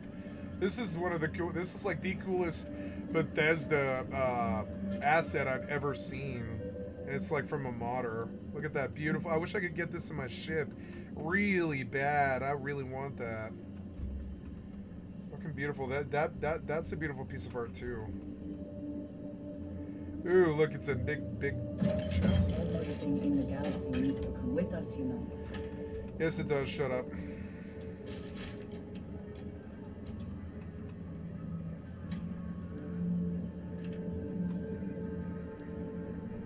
If it's free and it's worth money, it's coming with. I'll make you carry it before I leave it behind. Ooh, those sculptures are good money. I wonder what they break down to.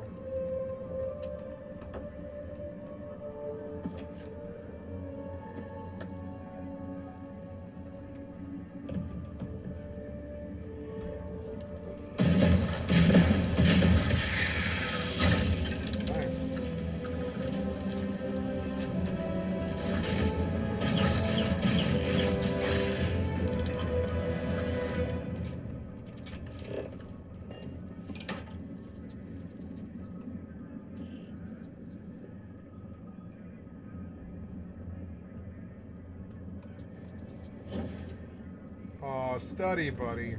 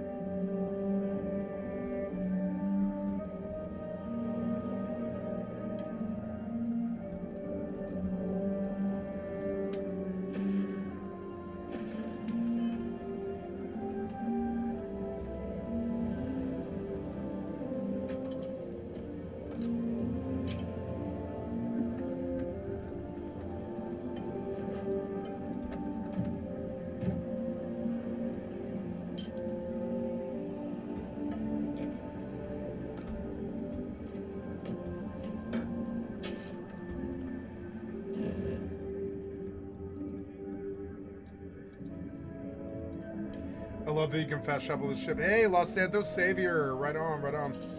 212. I'm going to go bust in half. Pay out 100K.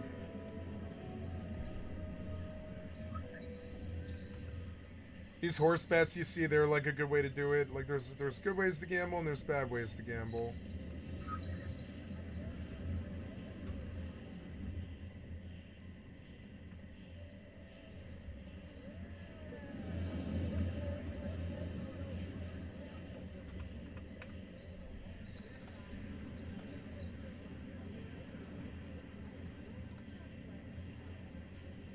Okay, I'm gonna do 110,000. From your book last night?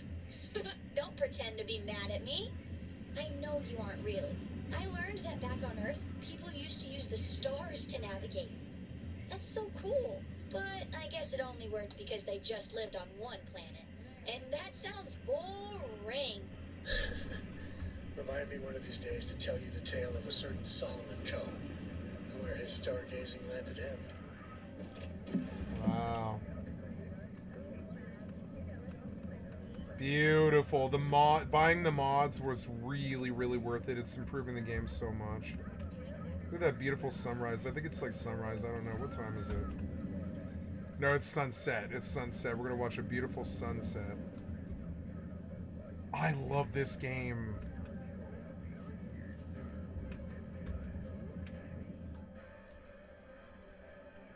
Okay, going back to the inside track.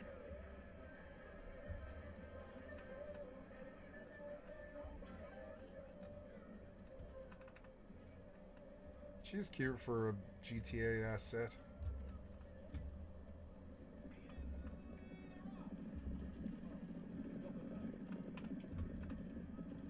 And looks like the 5 will be last at this point. Did I bet? Whoa, what happened?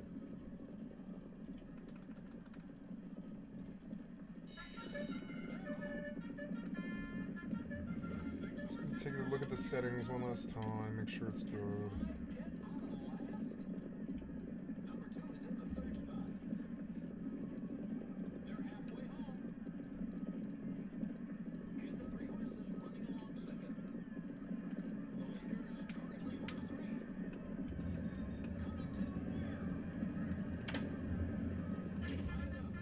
Yeah, the sun's setting, huh?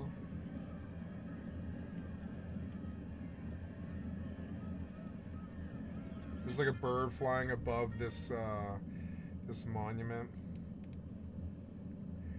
This is like the most immersive I think a game gets, pretty much.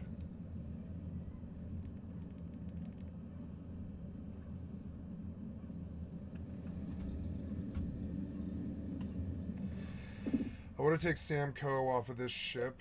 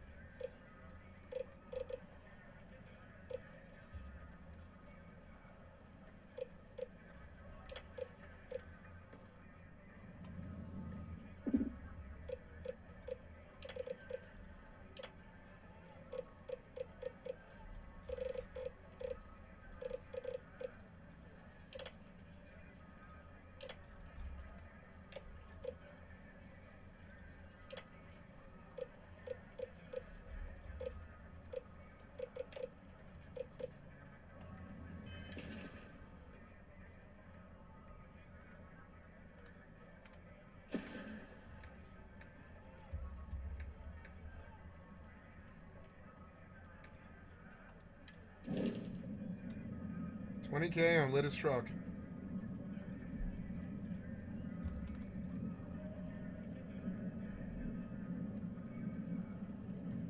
Seems to be screwing up a little bit.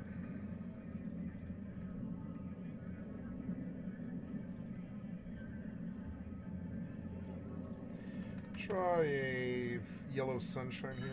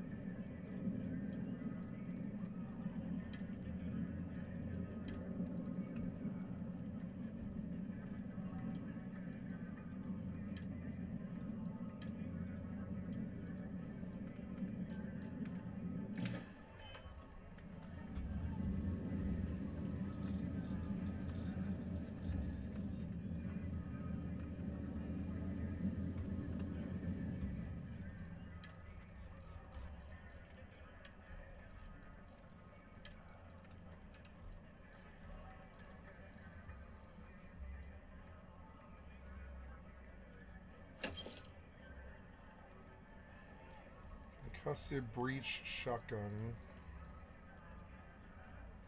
Randomly deals flame damage.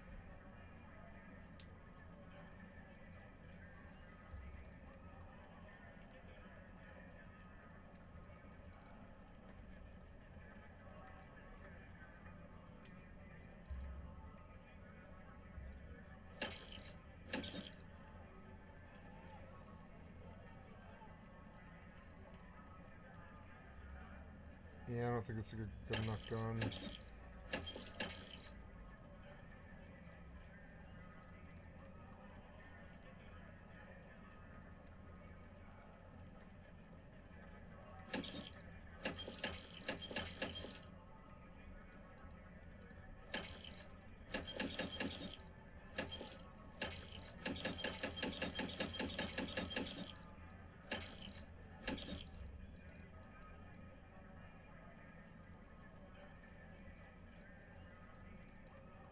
Oh, this other negotiator's not as good.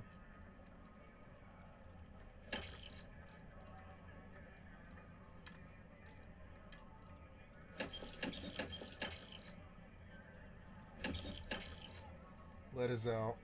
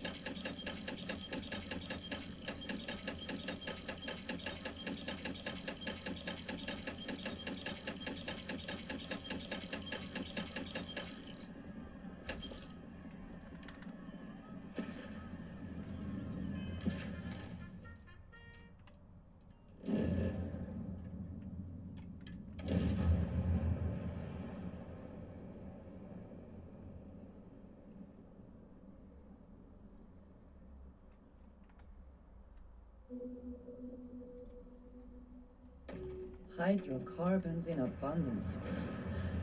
Let us see how they have arranged themselves.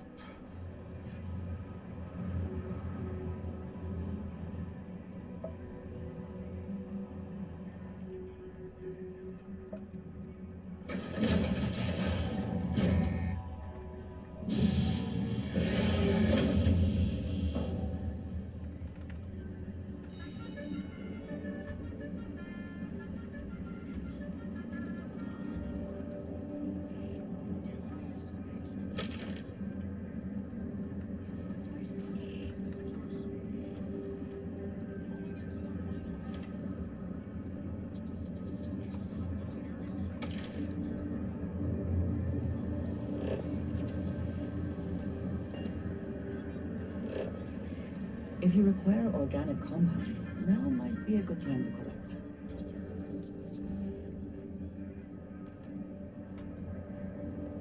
I imagine those are not the original residents of this place.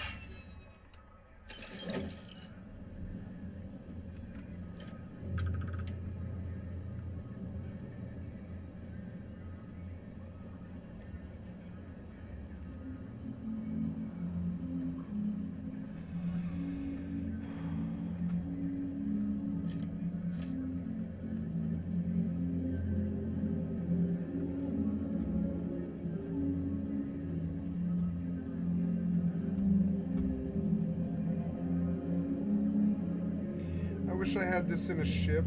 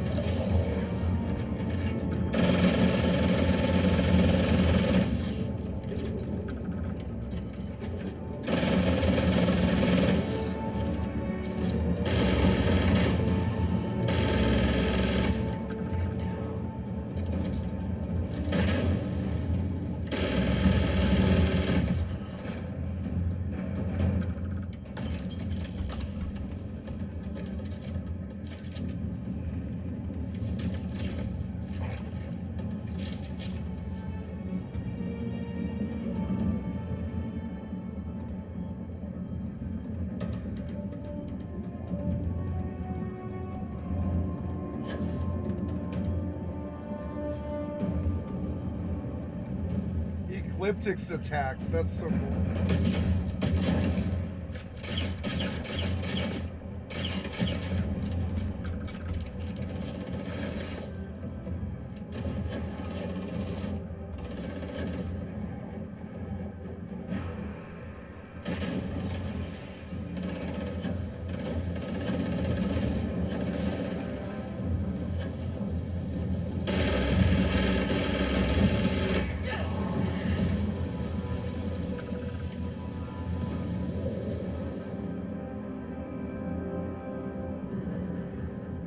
God damn, this game looks good. I'm gonna keep buying mods every month.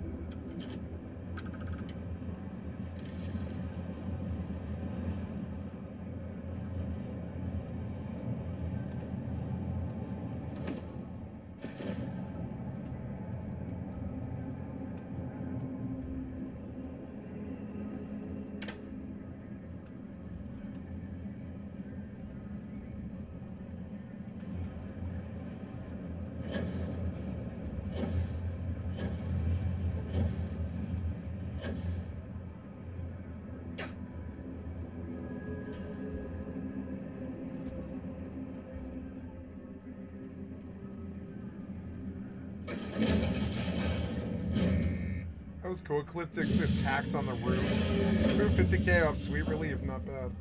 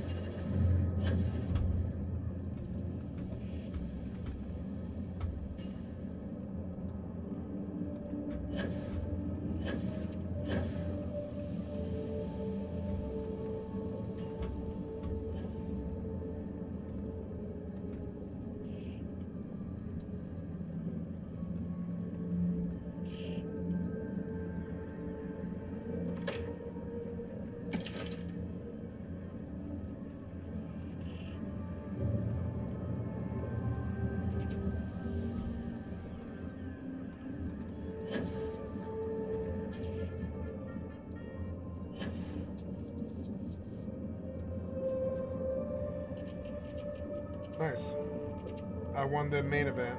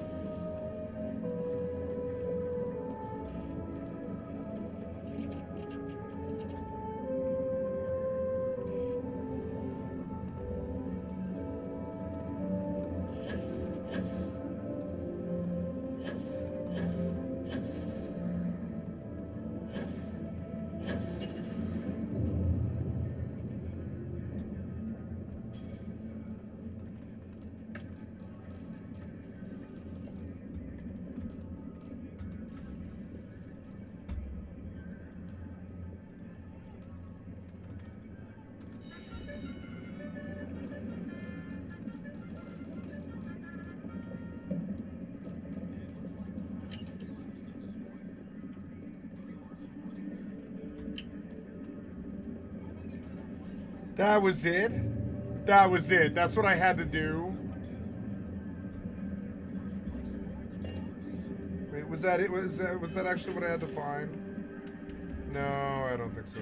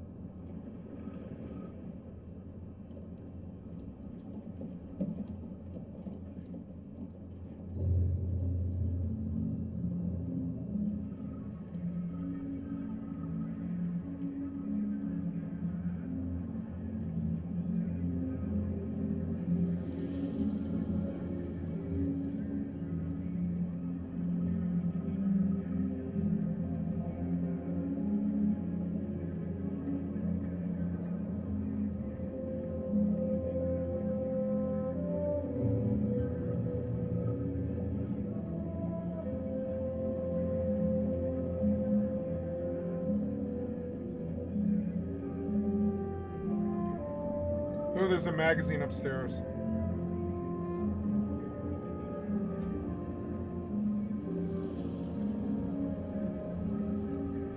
So there's a switch that I missed.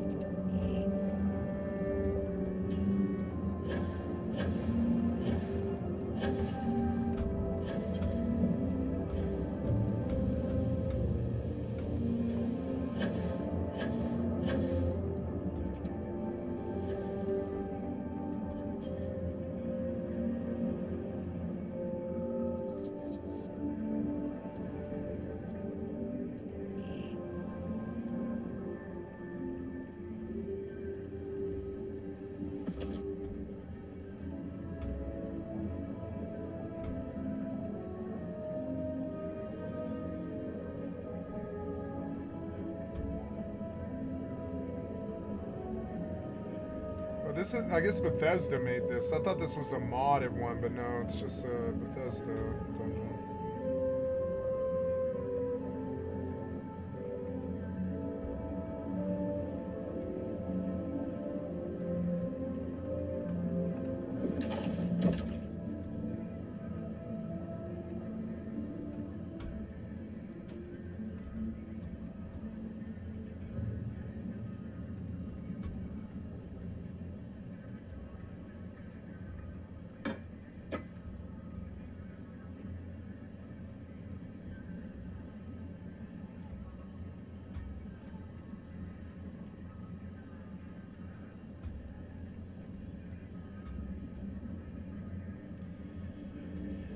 You say there's a switch in this room.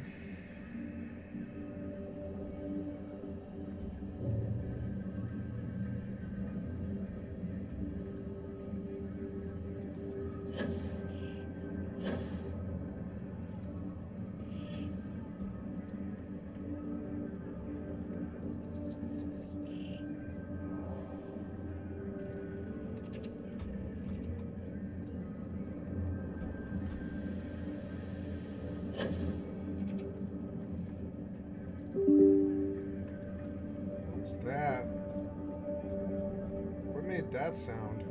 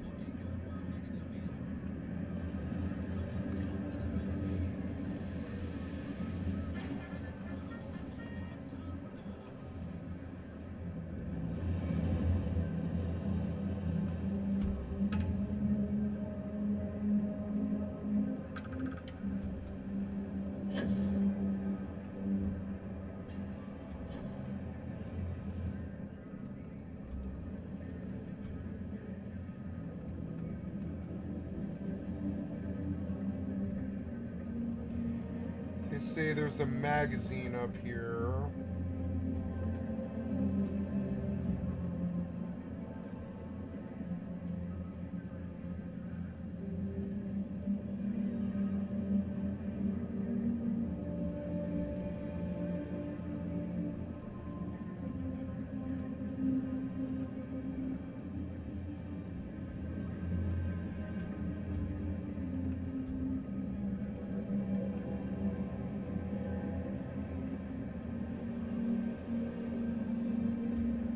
They're saying there's a magazine in one of the greenhouses up here.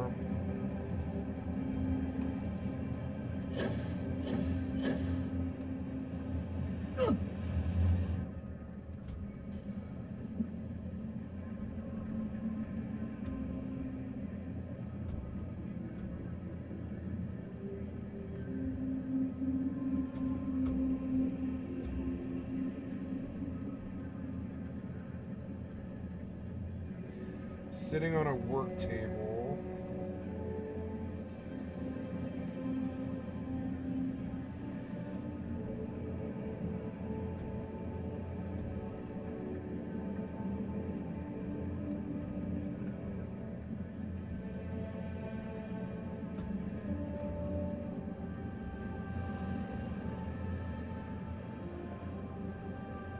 Oh, there's another greenhouse. Oops.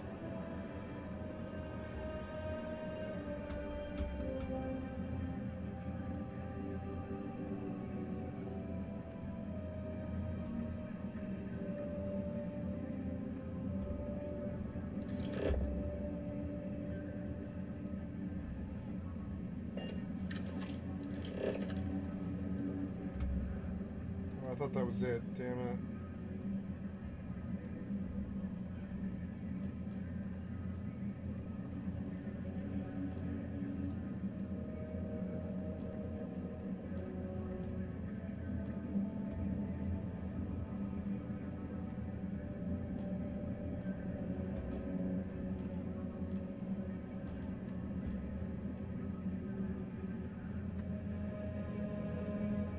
That's how I'm out.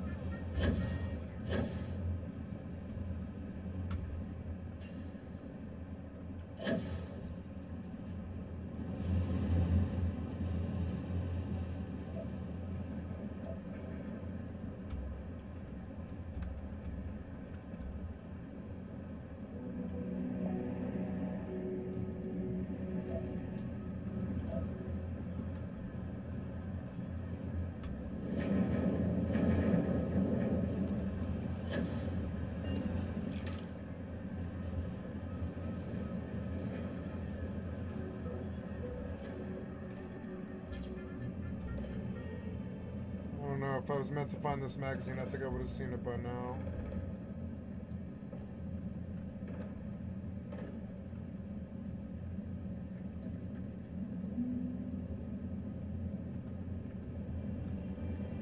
Borrowed sorrow.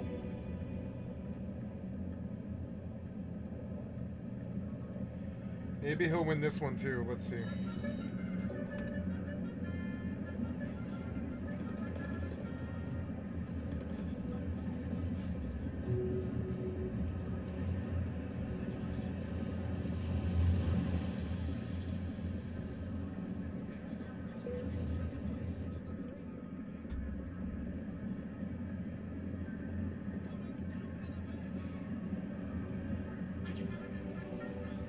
You know, the darkness doesn't really help. I should go back to the ship now.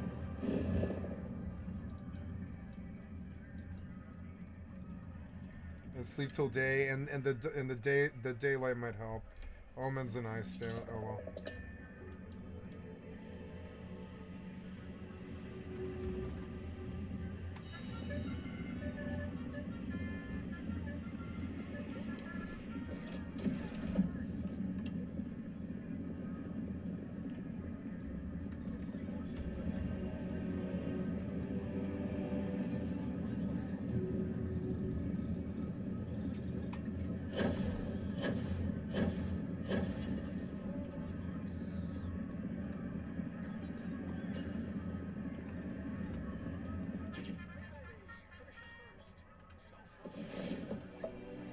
Leave me, baby.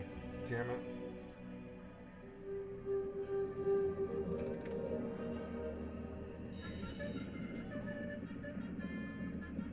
I'm bussing out. I should stop.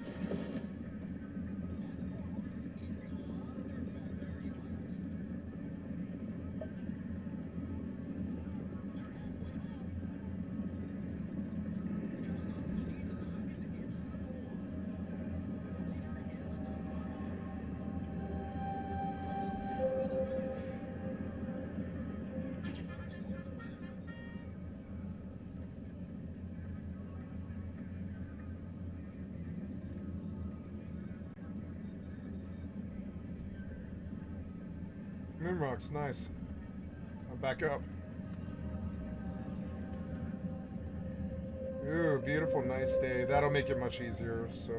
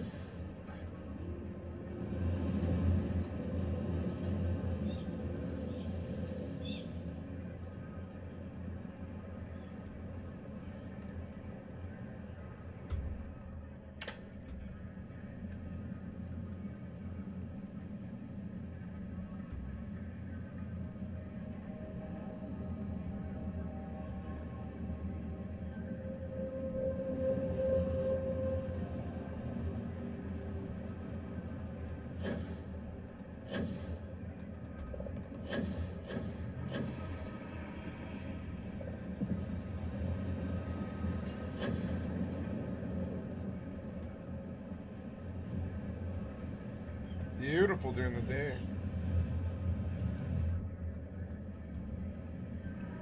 Man, there's a lot of stuff. What the hell is that thing?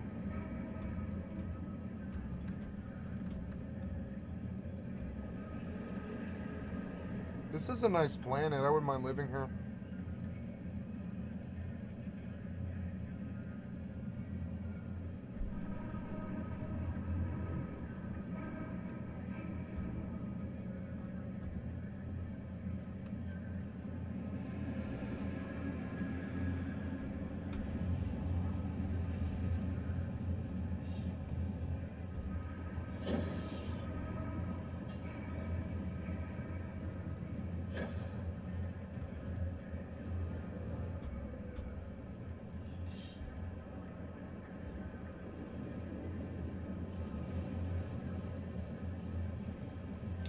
I didn't find this computer.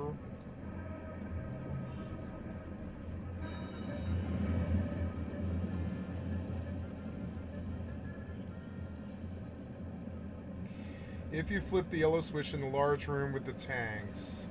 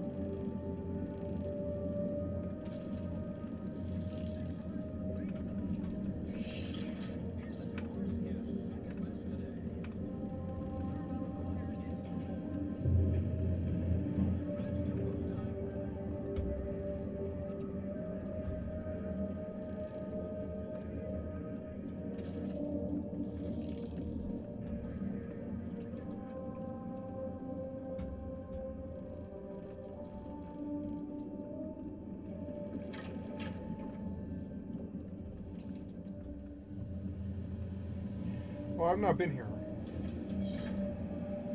Oh, good. There's something else. Nice.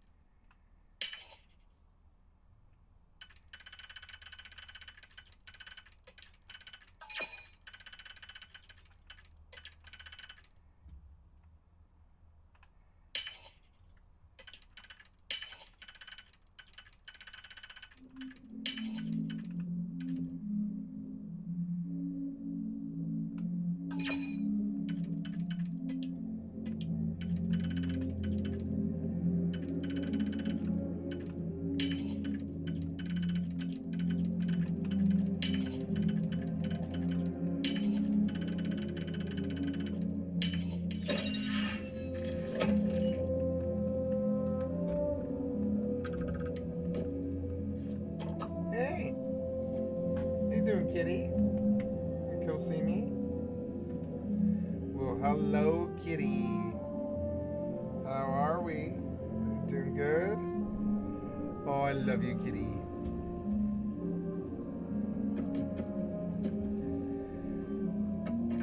I love you like I like 5 boxes of tissues. 6.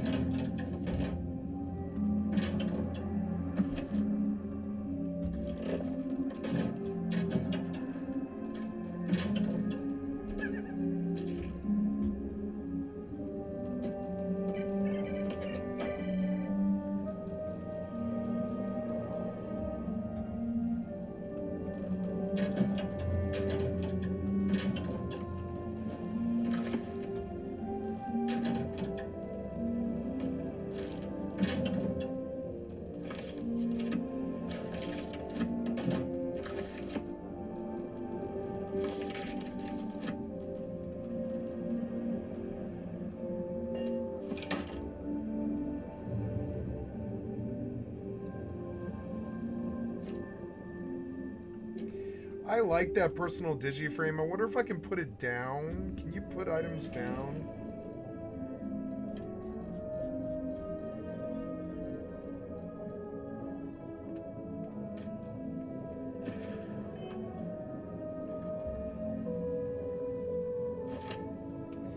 I like the personal digiframe. And I want to put it in my ship somewhere where I want to. I didn't know it, but I like personal digiframes a lot. And I'm gonna fill my ship with them.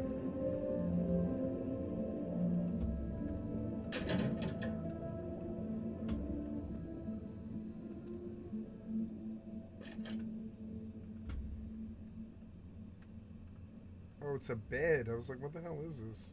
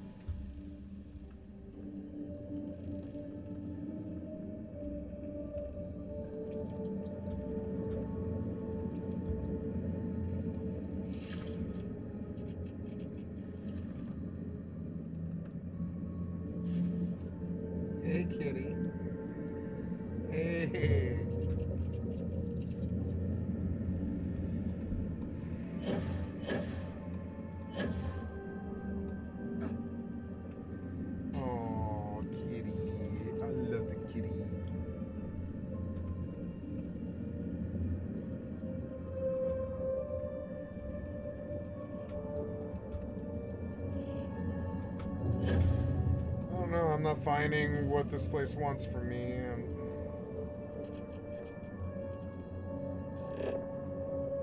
wait, there's even more.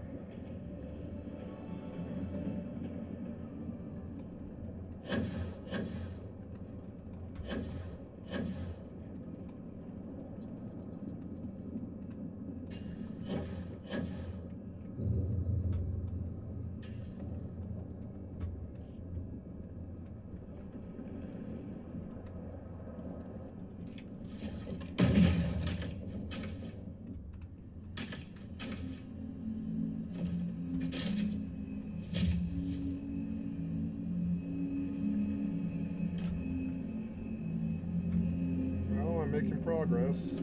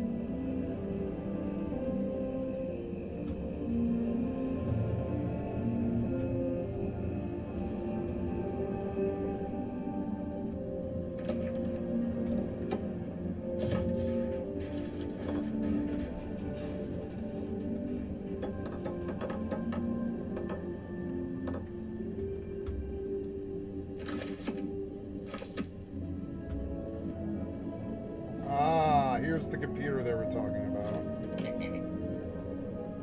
I don't know how I found this.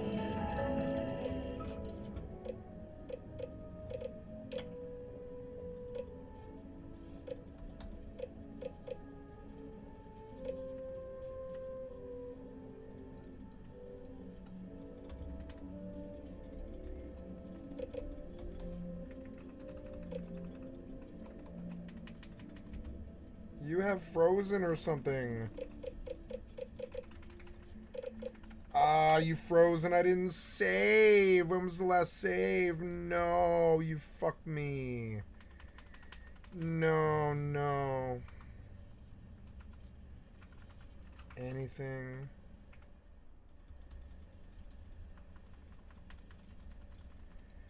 Anything? What about like enter or F? No.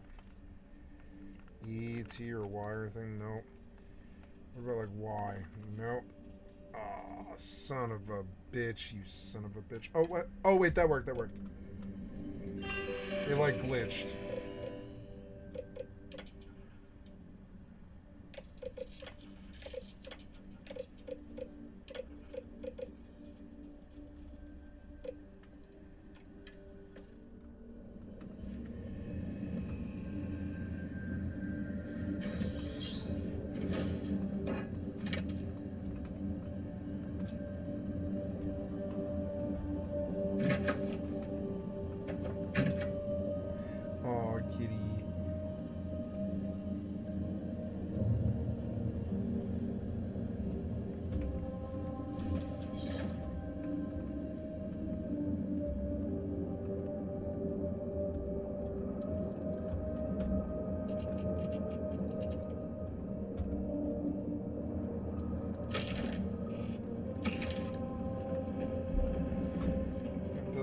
Awesome looking. This would be a great game to trip to, like acid. I don't know. It's inherently kind of dark. It's kind of scary. so it might not be that good, but maybe if we were just exploring the world, it wouldn't be that bad.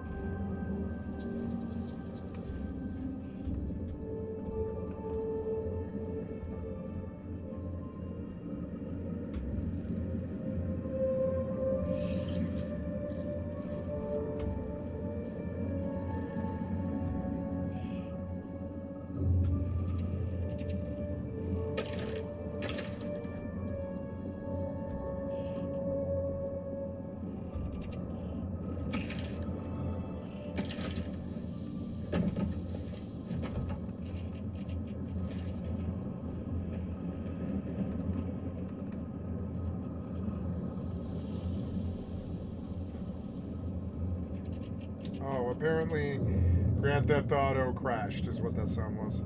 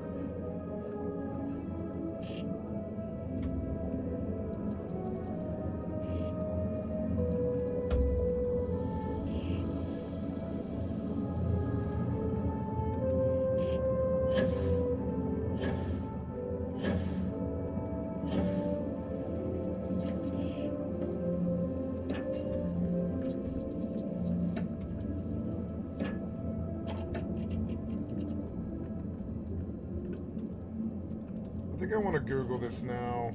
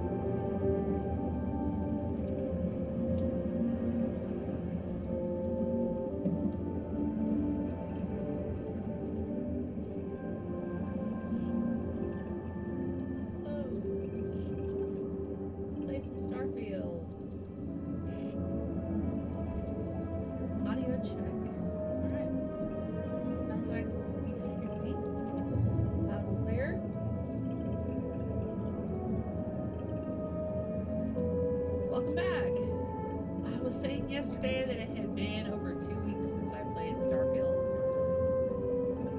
I've been busy with lots of other things. It's not anything I need to wear.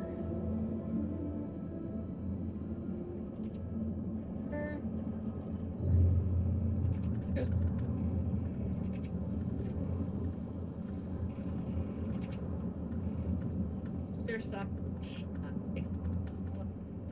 Hang on. Let's look around the office. See.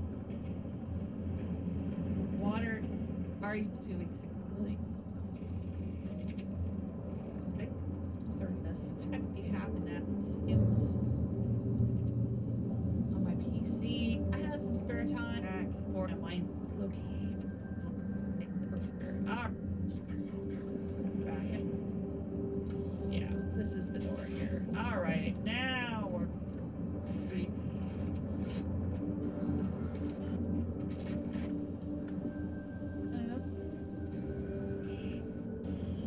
drop off more.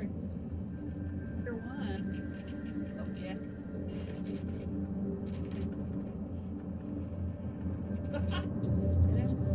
Where'd he get? Oh, there was she.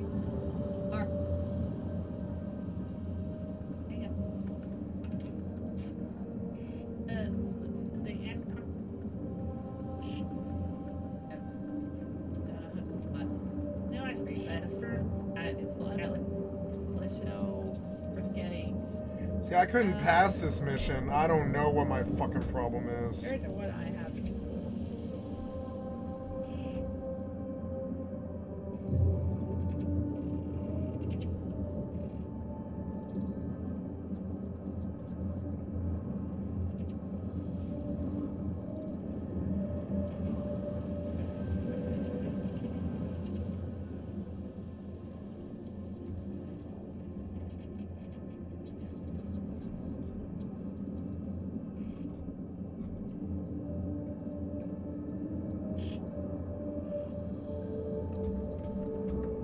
Let's go back out through the office.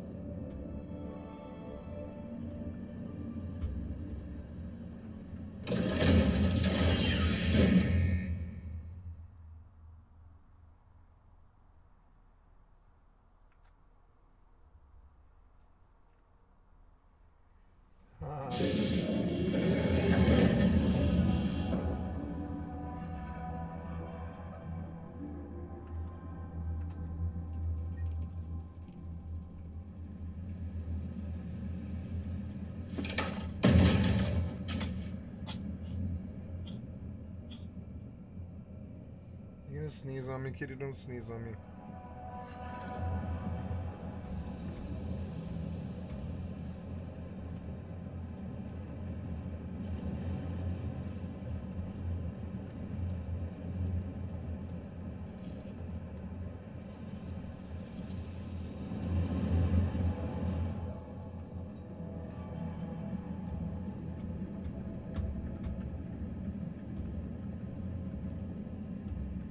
Damn it, it's dark again. It's been so long trying to fucking finish this quest.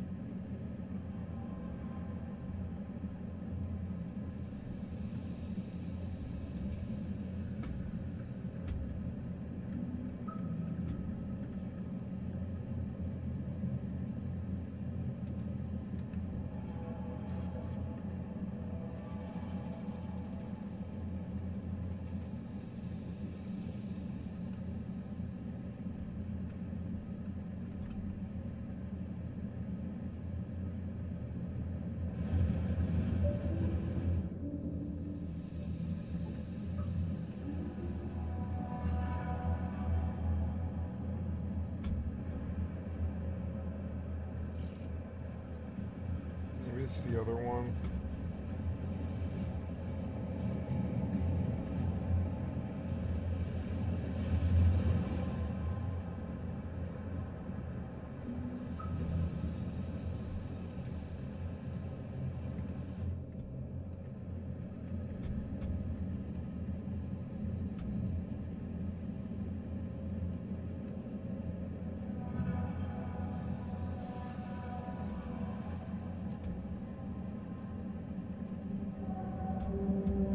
It's weird. Mine just does not correspond with that one.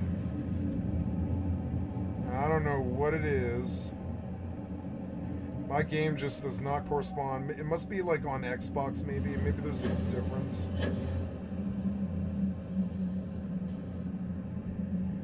Because yeah, it looks like I was in the right place down here.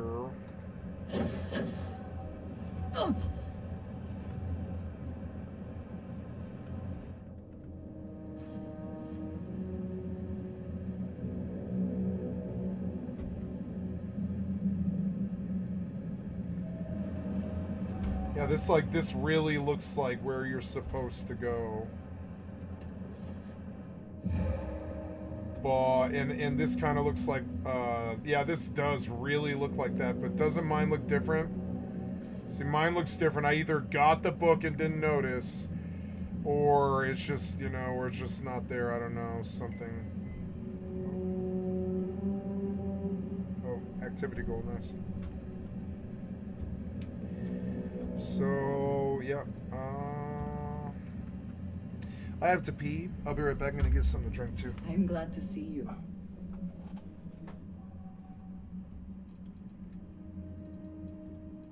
May the serpent guard you.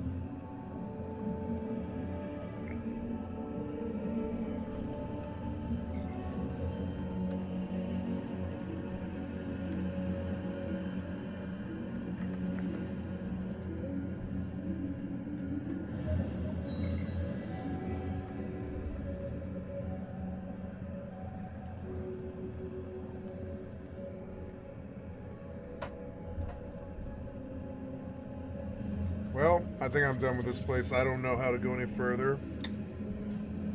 I just don't know.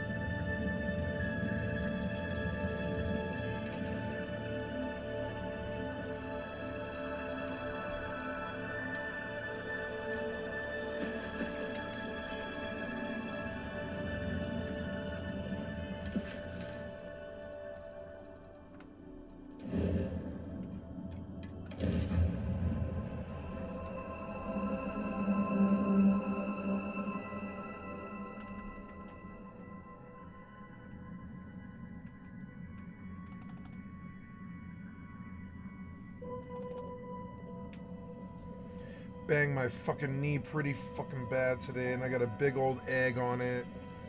Ah. At least I didn't oh. Yeah. At least I didn't sprain my knee. It hurts so bad.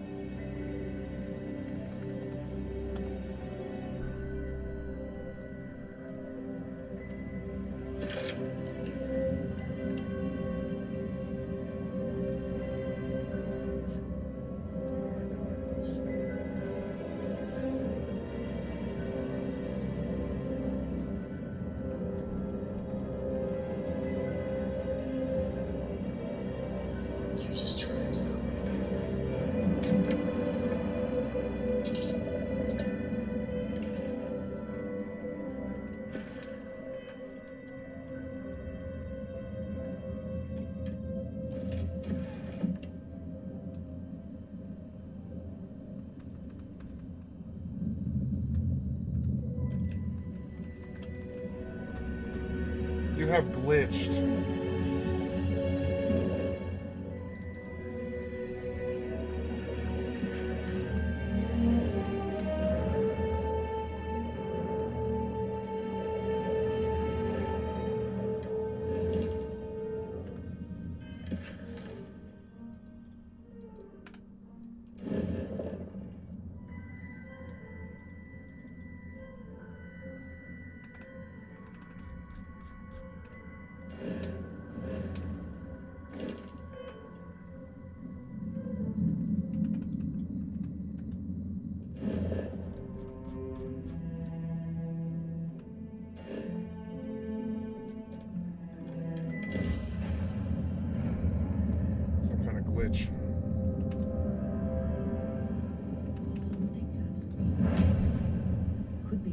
hostile, but best to be prepared.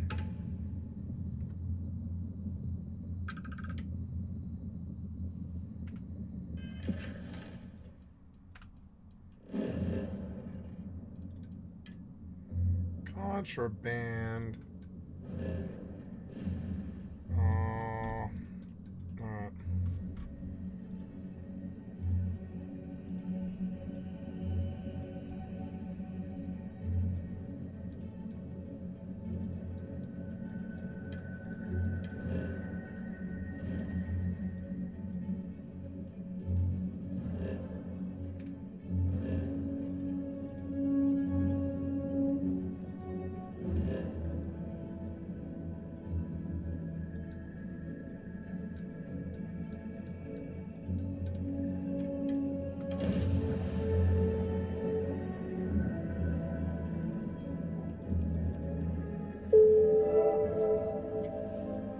$8 not bad.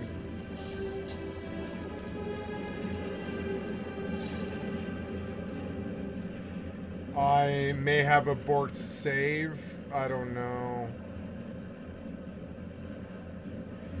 Maybe if I restart the game. I really don't know.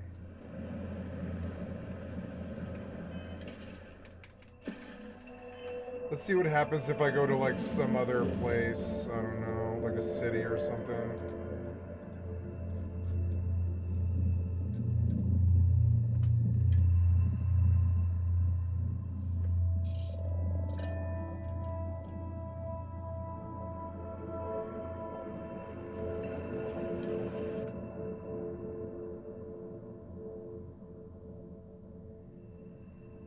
Oh, well, there.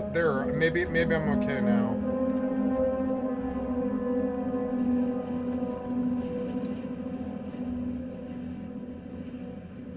I like this planet because I keep my contraband here, so when I come here, it feels all like super sneaky. Is that a ship over there?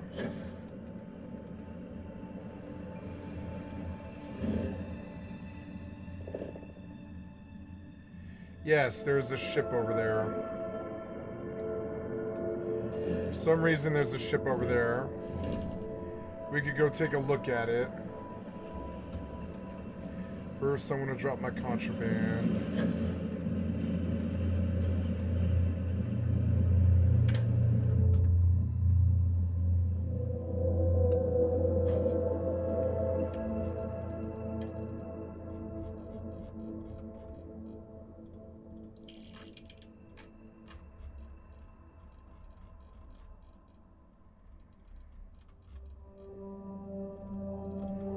Ooh, concussive breach worth 20k. Maybe it's good.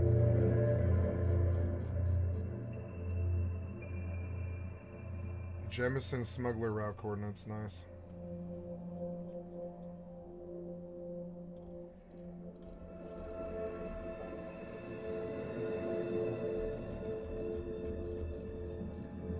I'll sell those to the machine. Yeah, I'm gonna kill the lights and get into the Starfield RP here. I don't know if I really need this monitor currently.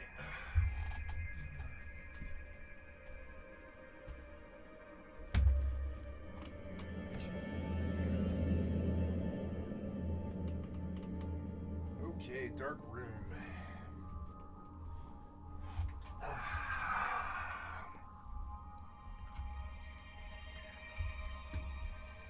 The comet.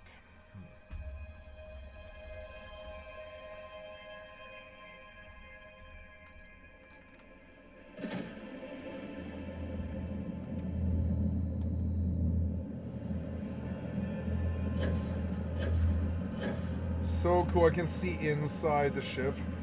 I can't see anything that I designed in there because this is a facsimile,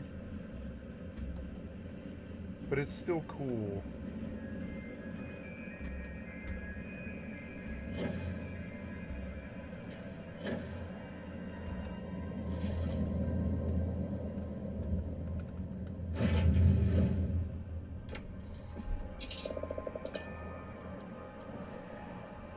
Okay, so now I want to get up.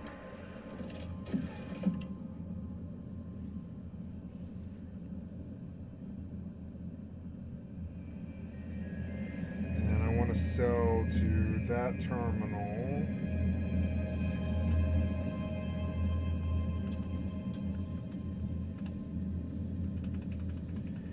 I am glitched or something and I can't access a computer.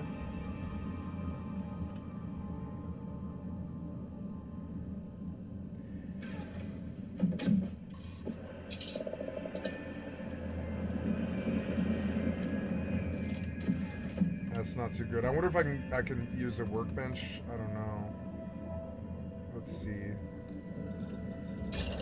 Well, that worked, which is good. I don't know. The fleet command's working. Oh, but it's having a problem. Yeah, it has some problem. I might have a mod glitch, which isn't good.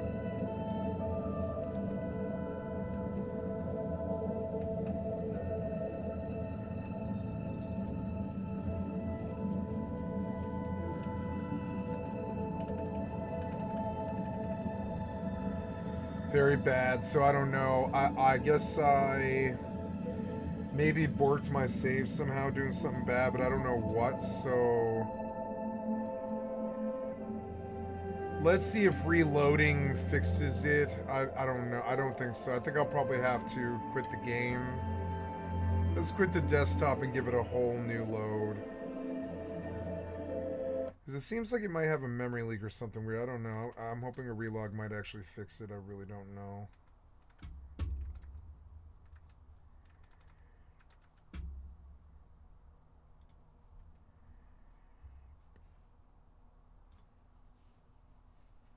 Borderlands 4 is up for pre-purchase.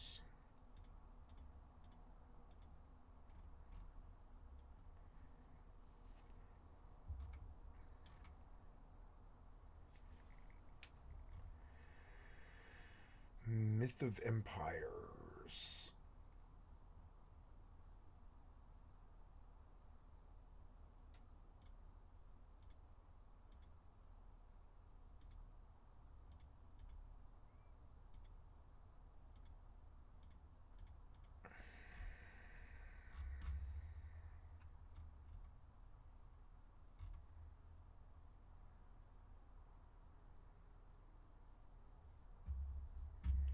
Ugh.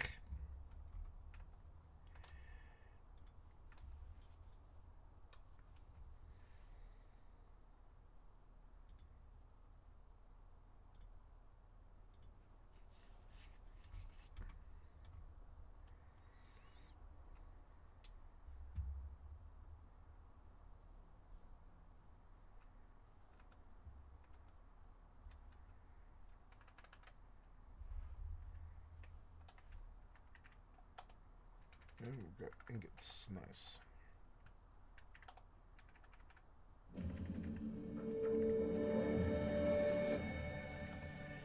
I hope you didn't bork my fucking save.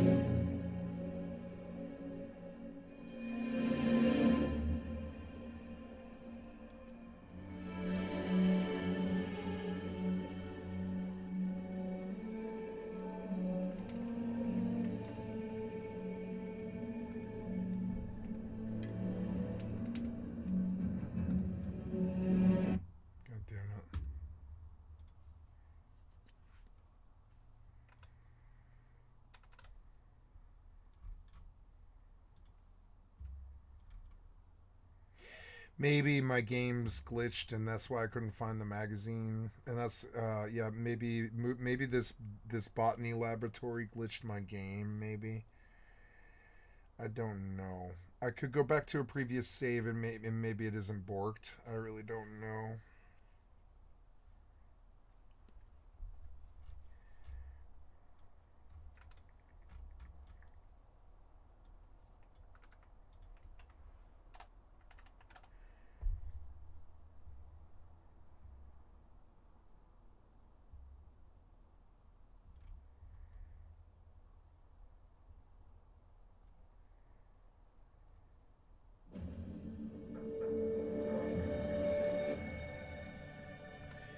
Oh, so I guess you have to explore further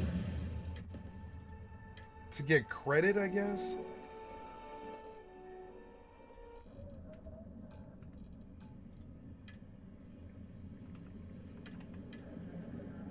Oh yeah, I have a ship-to-ship transporter. I totally spaced that.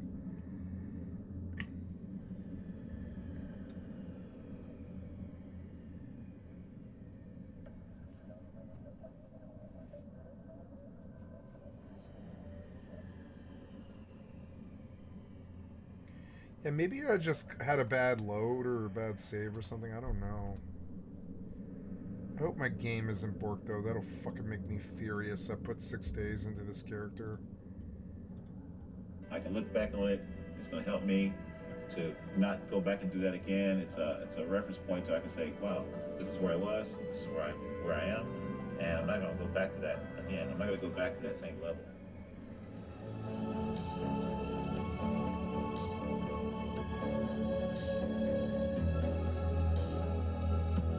I'm Tony McDo, and I'm homeless in America.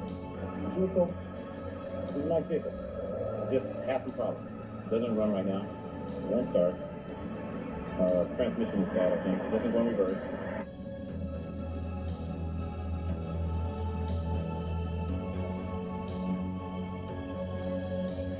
There, look, this is exactly what I want to do. I want to get a Sprinter van like this.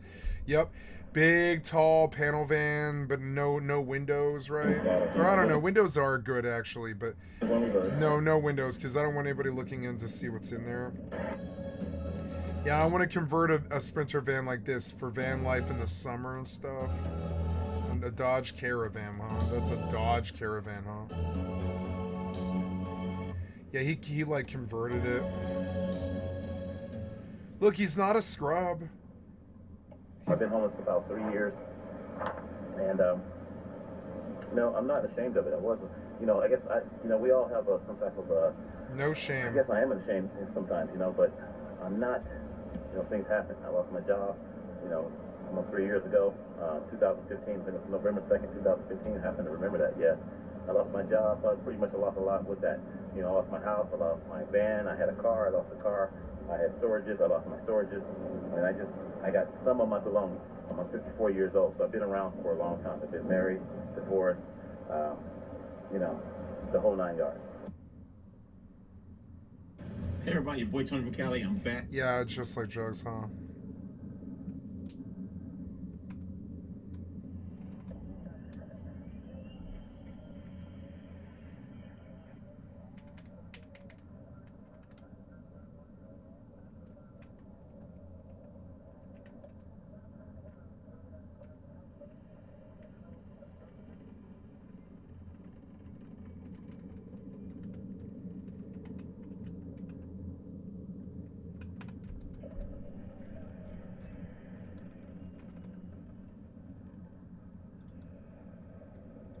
Maybe my loss list just caused an issue or like a memory leak or something. That might be it.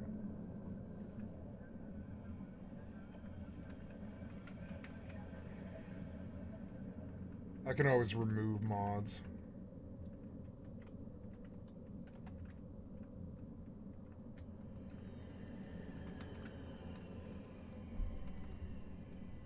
Takes so long to download all that.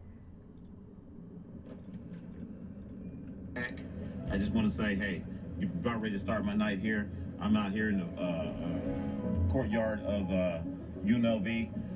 Just to show you what's going on. Got tables in the background. You can see there's absolutely no one here.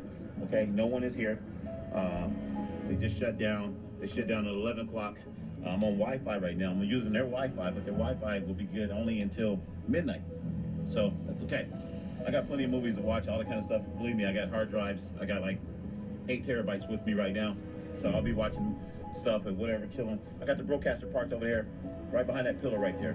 So I got it kind of facing in. That way the wind doesn't hit me that much because it's going to get windy. It's definitely going to get windy tonight. So this is a camp out. I never went camping when I was a kid. I never went camping, hanging out. I never slept in tents and things like that. So this is like my adventures, okay? This is Tony from Callie's adventures. And I'm just kind of camping out. Most guys go out to... You're homeless. They go out to Mount Charleston and they camp out and they put up a tent and light a fire. Yeah, like, except they go back home afterwards. And all that kind of stuff. So this is my way of camping out, okay? This is probably the extent of... He got annoying at the end. It's sort of annoying.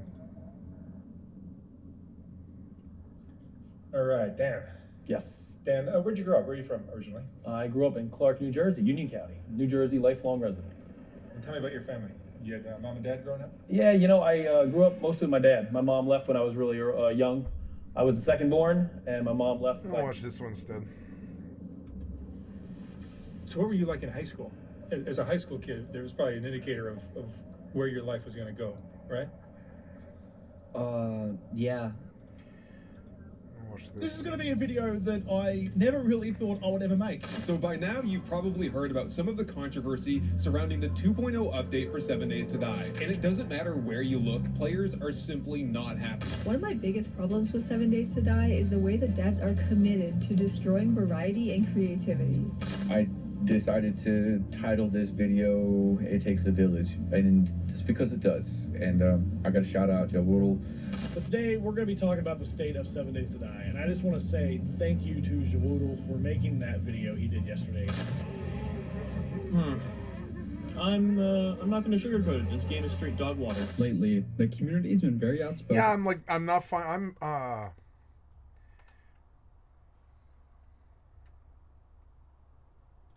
About the current state of 7 Days to Die. I'm trying to examine why I feel this way, and I really don't know.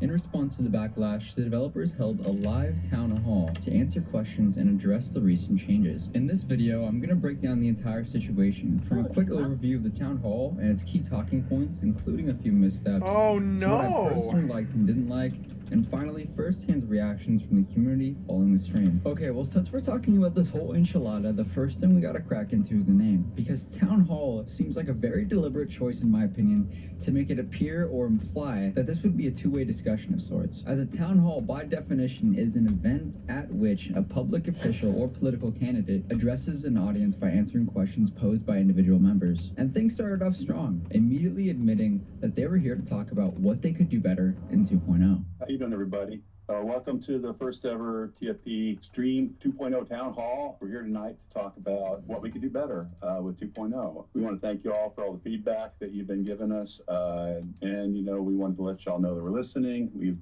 The team has been reading feedback from Reddit, the forums, social media. Oh, look.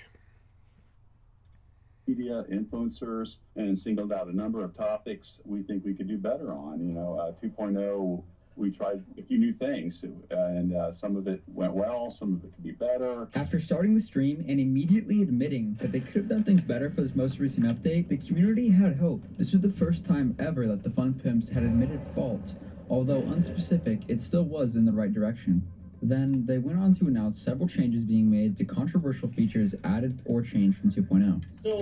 So can we make biome progression work with sandbox play? Joel, what do you think? My Here's what save we're doing. is maybe corrupted. I Biome don't challenges know. are going to be changed so that the biomes can be unlocked in any order to promote sandbox gameplay. So you can go straight to the wasteland and go and do that challenge first if that's something you feel like doing. Let us move on to the next question. Why are can the we challenges make biome progression there? more immersive and realistic? Let's start with Joel on that. Badges? We don't need no stinking badges. Then why the fuck did you add them?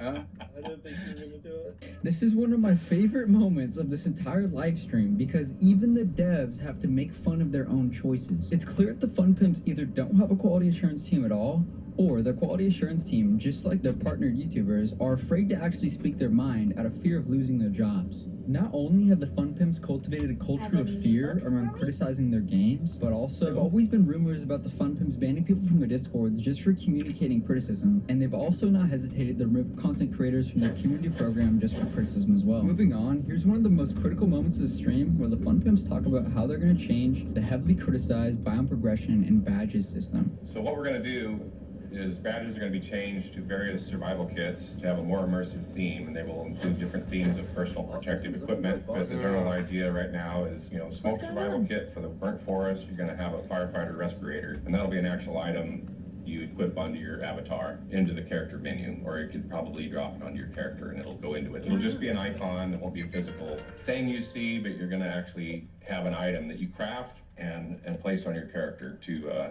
combat the smoke effect. And an interesting gameplay element there is, you know, when you die, that's going to be removed from your character and you won't have immunity to that biome anymore. So getting your stuff back, you might be prepared by having a smoothie, which is going to be changed to another item, we'll get to that, or a backup firefighter respirator, you know, on your motorcycle. So preparation will be rewarded. Also allow you to craft one for your friend if he joins, so that he wouldn't have to go through the biome immunity challenge himself if he didn't want to.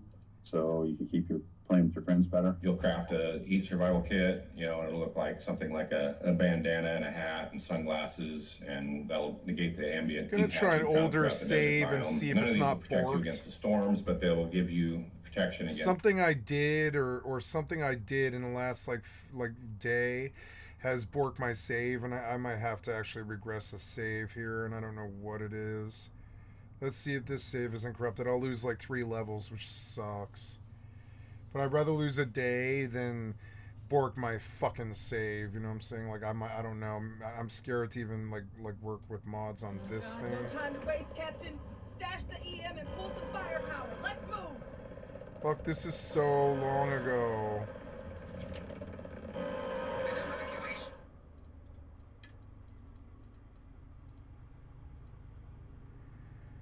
Fuck. Let's try that one and just see maybe if this one isn't corrupted, because it would be better. Something in this mission bugged. I'm not sure what.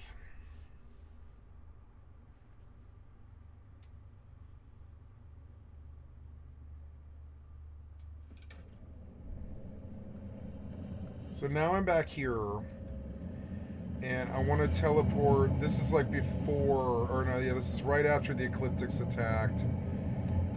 And maybe I haven't borked this save yet. I want to go back to the Prophecy fast travel, yeah, and show me what the status is oh, it's looking bad, maybe. Oh, no, it's looking like, oh, no, maybe we're okay, I don't know. It feels like maybe my save borked, I don't know. I don't know. Yeah. I believe my save is borked. So let's see. I don't know. That's fucked up. I'll have to get rid of some mods. I'm scared that the fleet command terminal is actually causing an issue, so I'm going to go out to the not the desktop, but to the main menu. Ooh, I didn't want to save and quit there either, which isn't too good. I should just go on to the main menu, not saved. Well, the fleet command terminal, I bought it, but it conflicts with Hightower or whatever it's called, I think. I think when I used it to move crew around, it messed up my save, and it messed with what the other Hightower thing was doing. And so now I might have fucked my save, which is just like, I can't even believe that. Looking at the load order, yeah, I want to look at the load order. There's the fleet command terminal. No, I'm looking at load orders. Yeah, the fleet command terminal.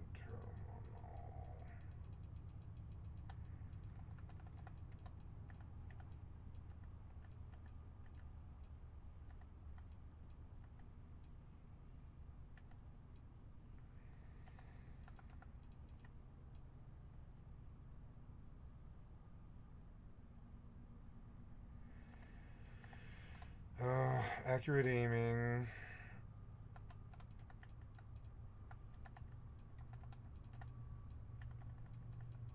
Watchtower orbital strike fleet command. I'm scared it's conflicting with. I don't think I want Xenomaster anymore. I want to get rid of it.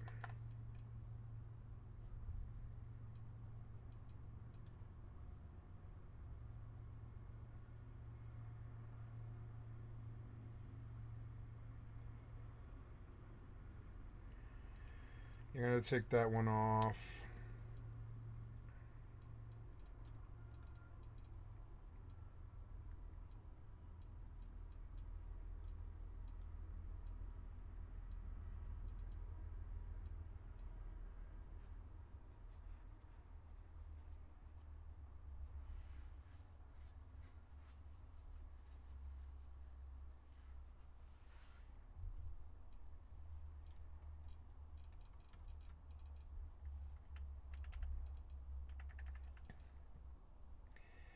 Maybe we unload those for a second.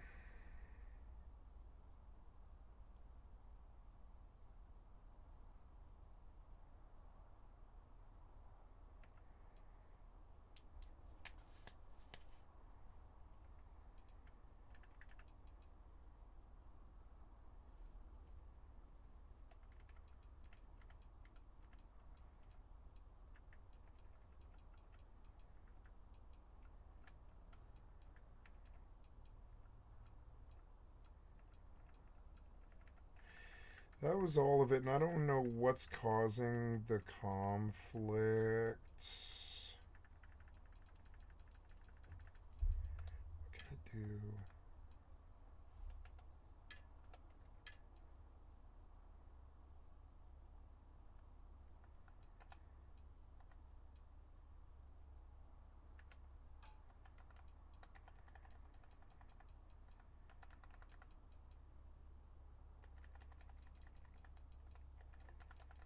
I wish better dynamic weather was.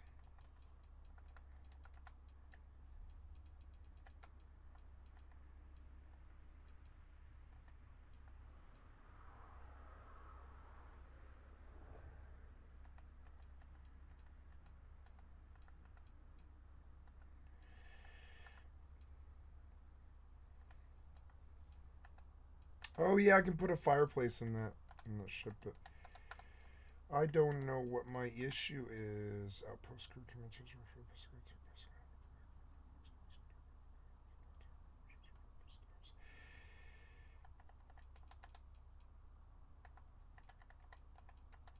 See, watchtower is good.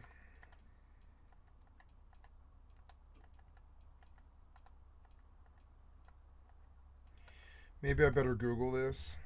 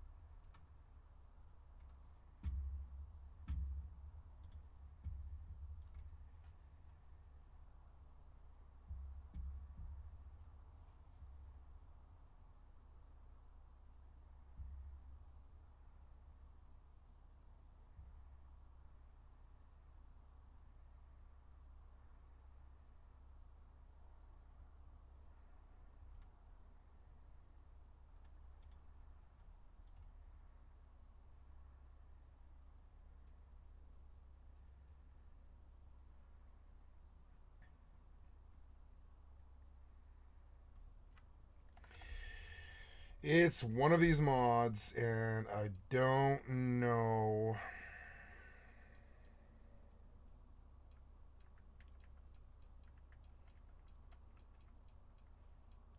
I don't know.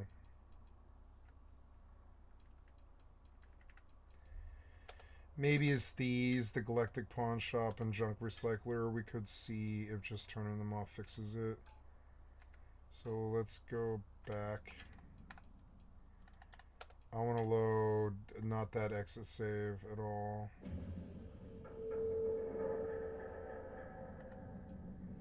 That's the newest save that I have right there, I think.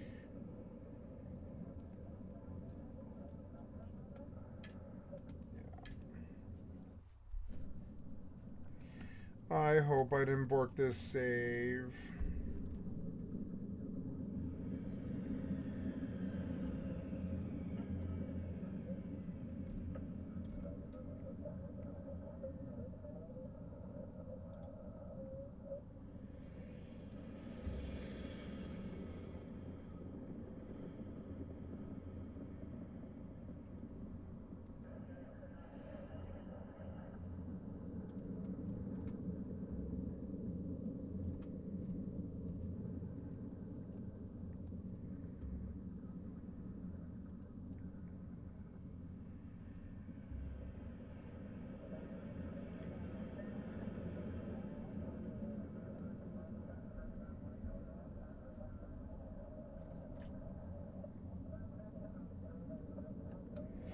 Oh, no mod changes.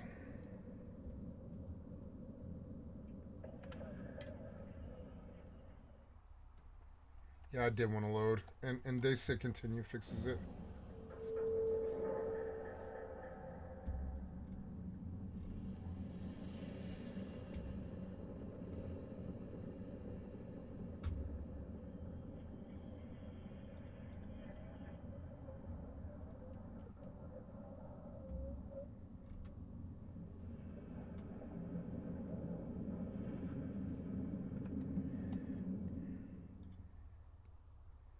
I'm borked, aren't I? I lost my fucking 6-day save. I'm gonna be so angry. I don't know. I could just turn off all the mods and be more selective about what I use, and that might fix it. I don't know. I know that they were working before, and maybe now they'll be fine. I don't know.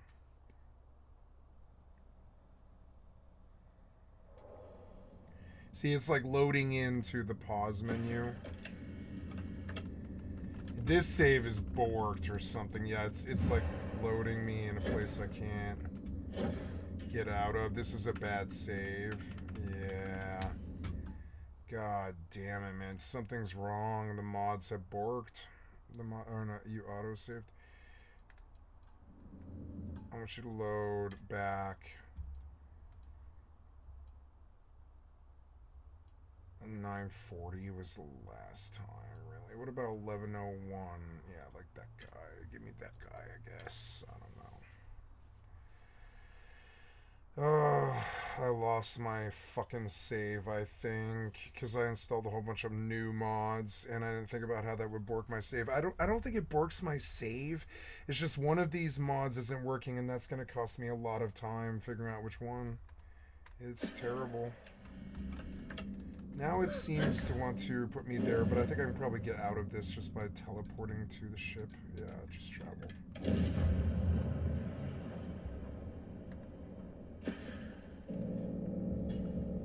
So, let's see. Can I use the terminal over here? And maybe it's just like, I don't know, maybe it's something with the... No, I can't hold to activate... Oh, landing pad. Shipbuilder. Oh, outpost. Shipbuilder. Outpost. Delete.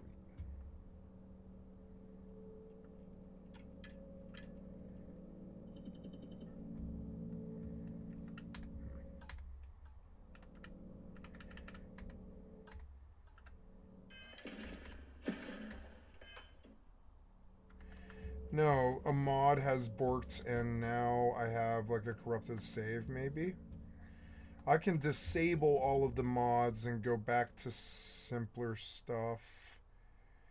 It was obviously something that I installed yesterday that took a while to bork here today.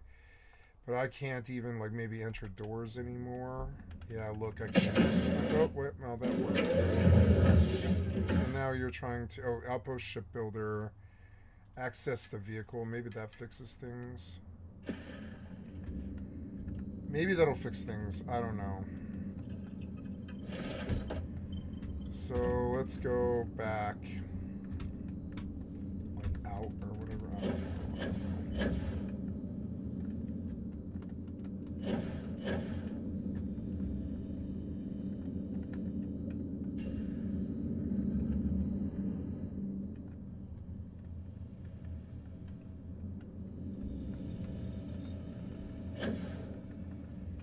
Hey, how's your day, Captain? I can get in the captain's chair, which is good. Hi, kitty. Hi, kitty. I can get up. Gorgeous day, isn't it? I love this place.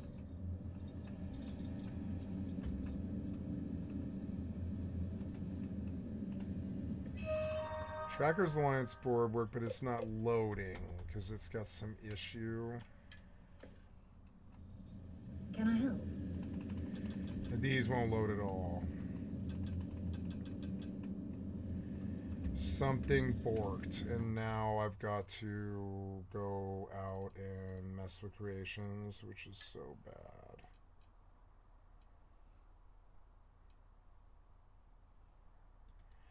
Well, that really sucks. I guess I could take a look at that for a little while, but it's gonna take time. Fucking so annoying.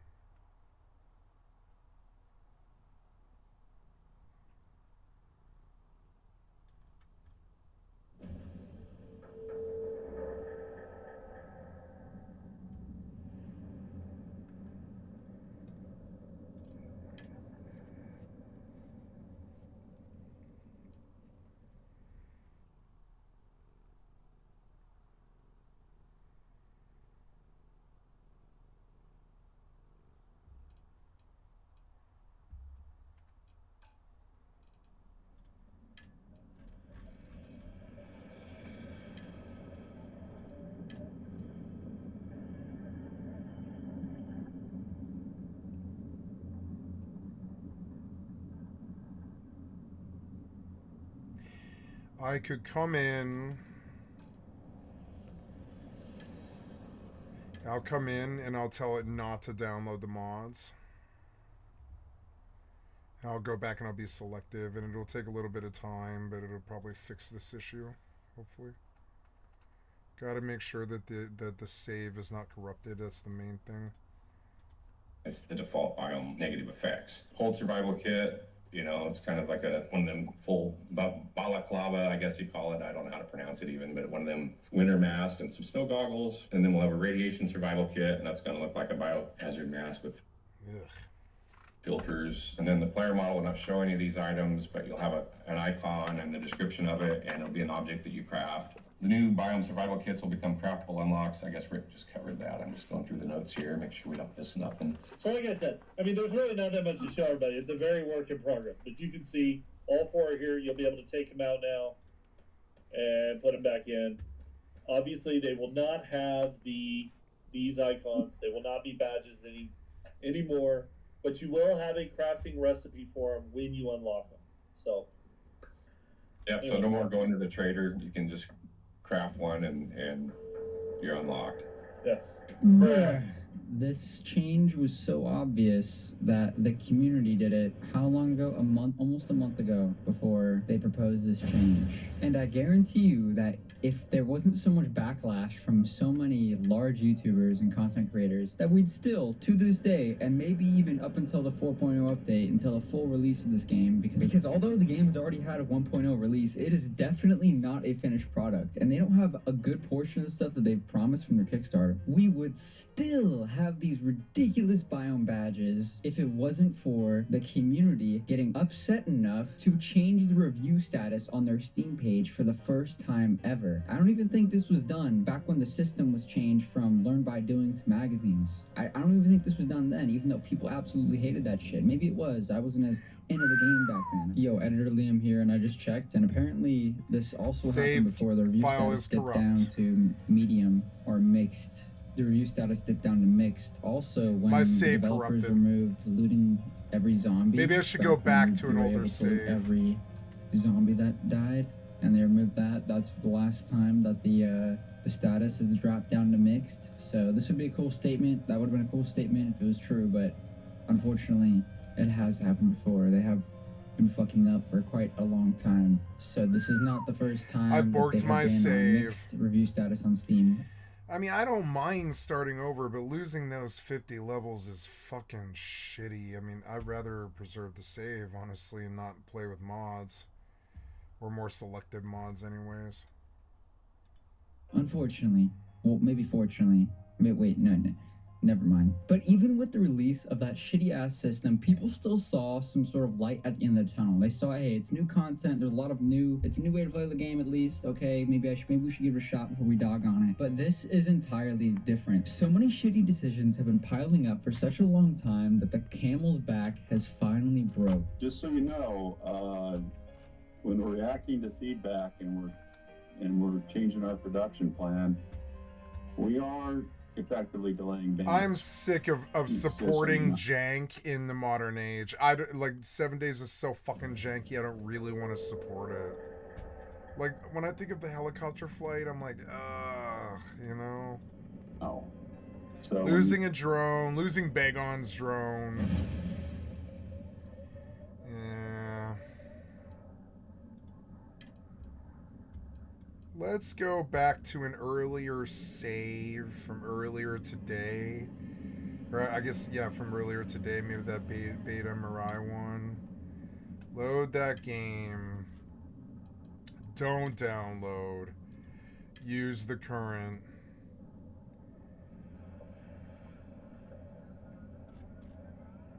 Wait, no, that will just fuck up. Like, I need these mods, but it's like, can we get it to load? I'll have to go back to an earlier save, maybe.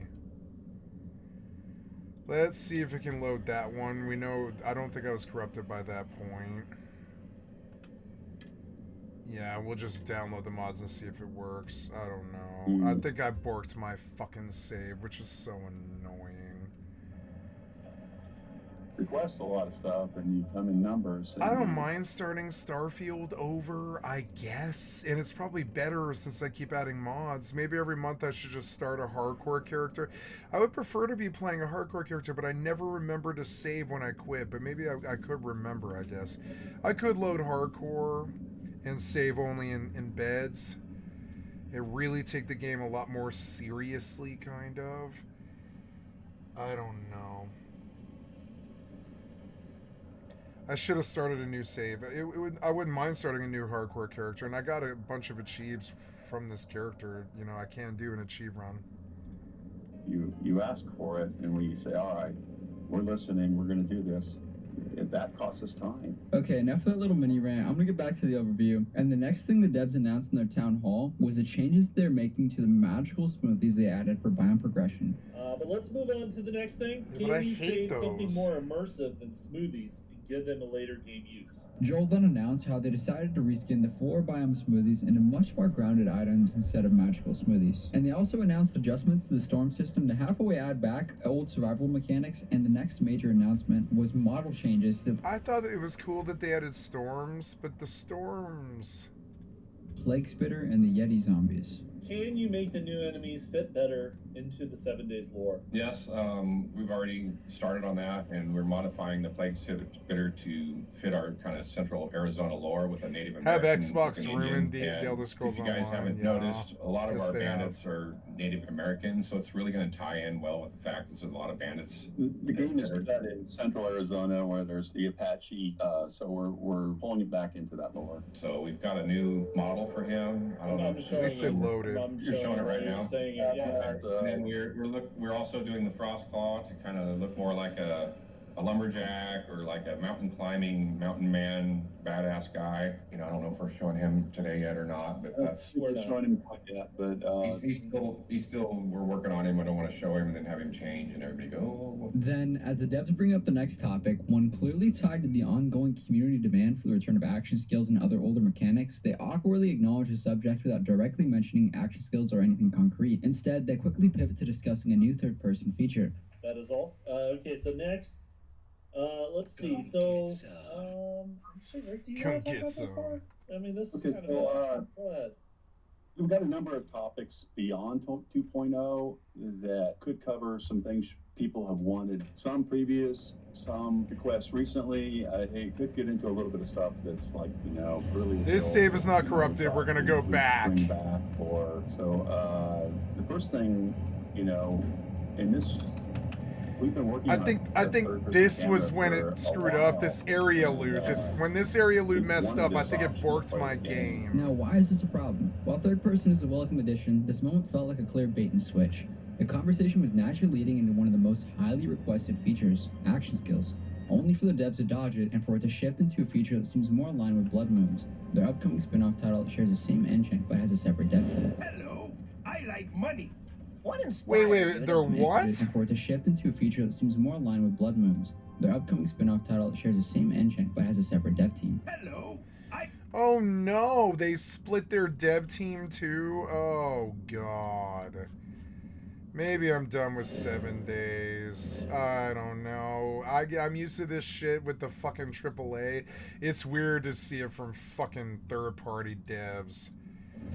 I don't know. I want to get off this planet. I think it fucked me over. Let's go to that, or not planet. Yeah, I want to get off this planet. Let's go to a different planet. Or let's go back to Jemison and see See what happens. I'm scared I borked my save, which is so shitty.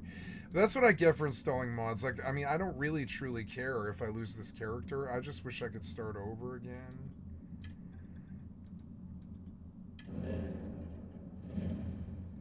Now, go to Jemison to my outpost and see if this place is borked. Am I in combat? Set landing target. You can't do it? Why? Why? Oh, because I'm in combat? Yeah, I guess that would be why, yeah. Alright. Well, let's leave, I guess. I don't know.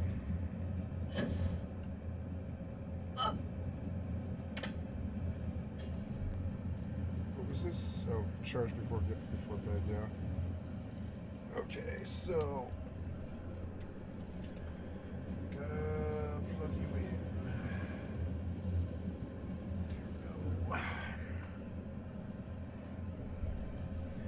Now I gotta get to the ship, which I don't know why, but I guess you can't fast teleport.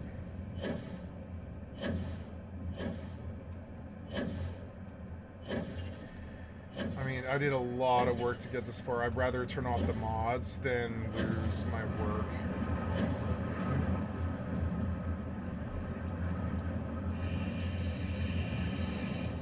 Oh, I can't. I'll have to run some of them, yeah. I don't know. No, I'll probably have to start over. But them's are the breaks, you know. I got pretty far with this character. That's what happens when you keep remodding. I should switch to a hardcore lifestyle. And just try to make a character live. It's, you know. Go to the cockpit. Let's see what happens. Yeah, take off from this planet and see if it fixes the like all of this shit.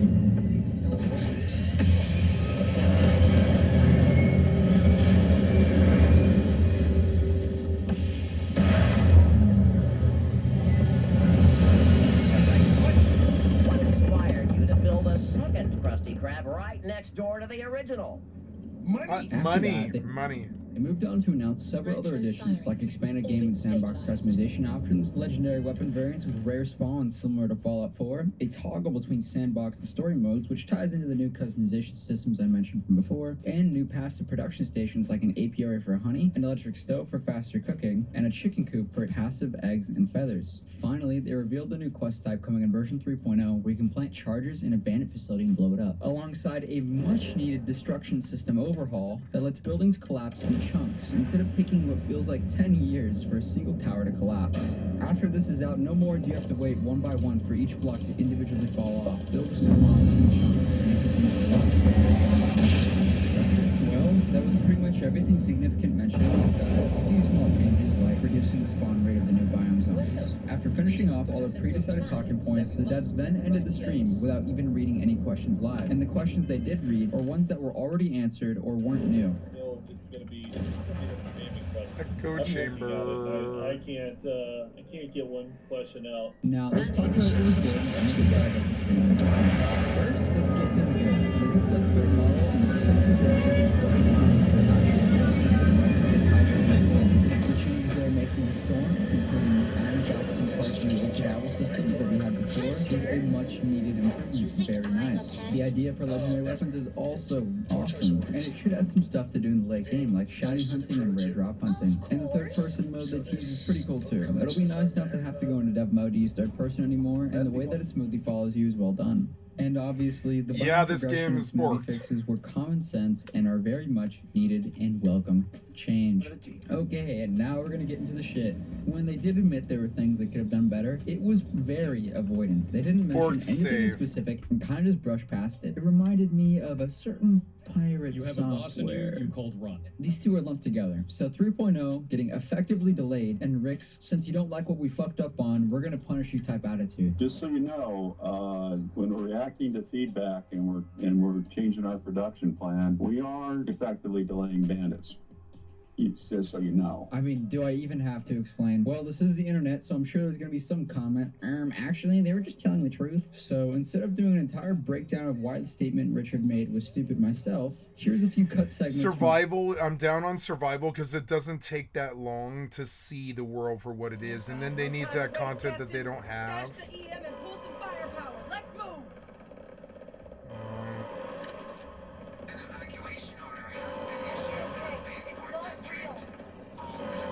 This save might not be borked. We'll see.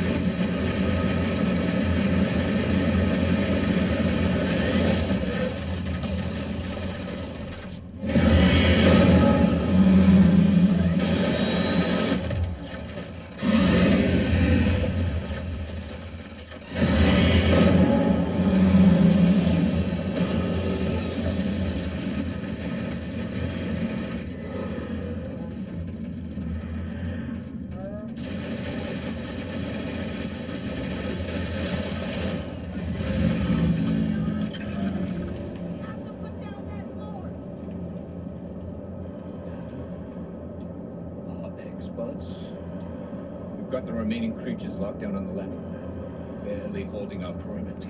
It's the area loot. It borks the game. I need to not use it, maybe. And fire team to spare and whatever supplies you need, but I can't risk them taking over any more. Put those things down and do it fast. We'll hold them as best we can.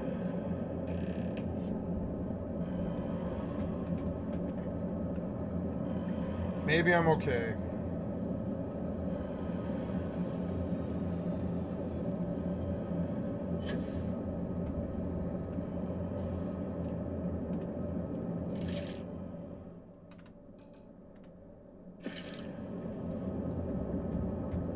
You got the cat, moves, you got. Loud.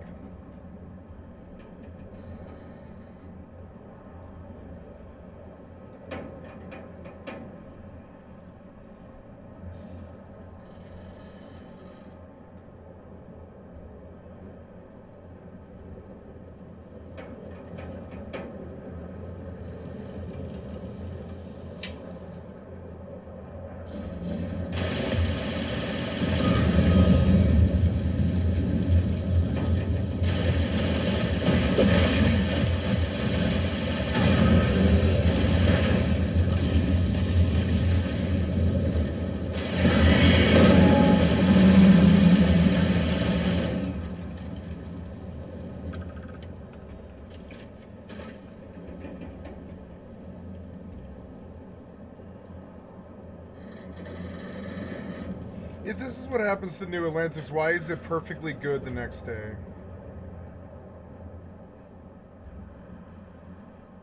I suppose that's how it would be if you had money. Like time and man hours. Heard you might be looking for some back. You two have any experience with terramorphs before? Only the breathing. Surviving a... We're not using. Roger that. Yeah. Change of plans? On it.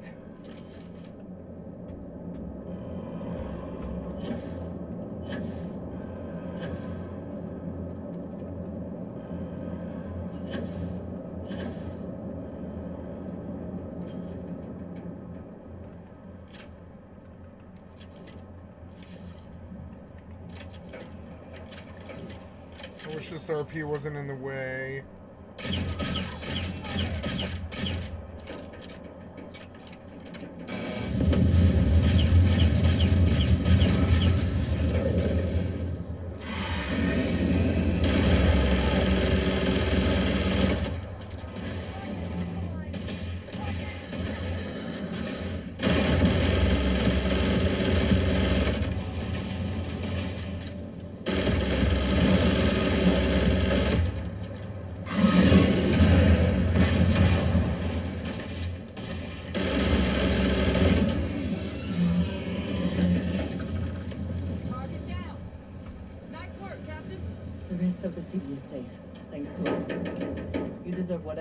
I saved New Atlantis, nice. I forgot I did this. I lost about 5 hours, but if the save works, I'll be happy. I don't want to. Just glad we could run. Captain, we should take care of yourself.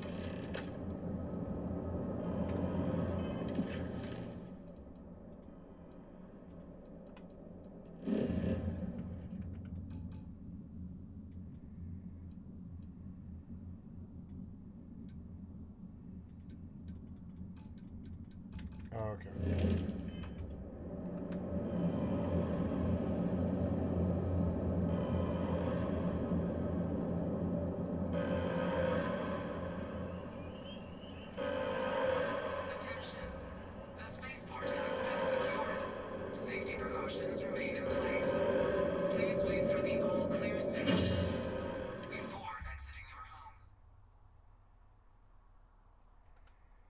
Hopefully my save is not borked. I really don't know.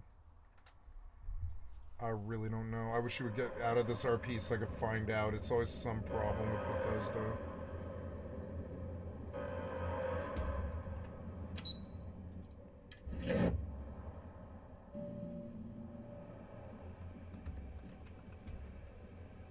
How the hell do Terramorphs get into That's a relief, Captain. Hadrian, it would appear that your concern. Thank you, ma'am. Of course. Now, you will have our. But to accomplish as such, as soon as we've got. Excellent. But as you've both. Someone. The cabinet one. We do. In exchange. So. I'm glad to hear it. Now, Deputy McIntyre, you should be able to find.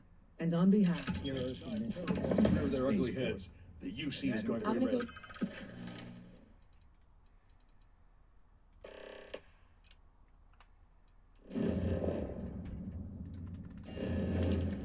Check in with Chief Engineer Kulkarni. Start Howdy. getting a plan together for that data. Yes? These orders. A Vanguard captain. You. Yes, sir. I'll make sure they get what they require. That must make you my Vanguard captain. I heard I was also. Chief Yassine wants you to. We're going to do everything. And that means. Access to the. You see. Now, the youth. Get them both. I couldn't agree more. Both ambassadors. Now. And I do know that. But it does mean we. Who do you want to start?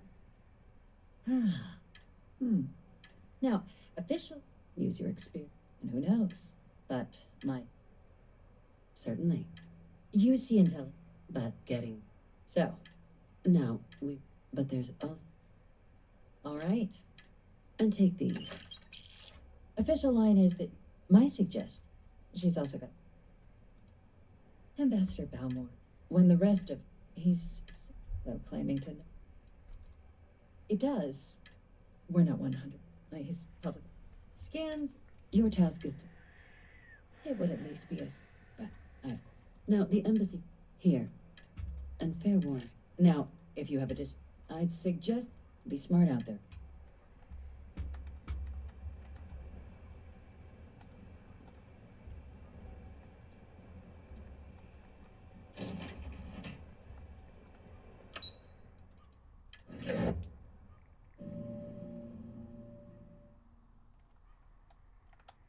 Maybe my saves worked. I don't know. I wish you would stop the RP so I can go find out.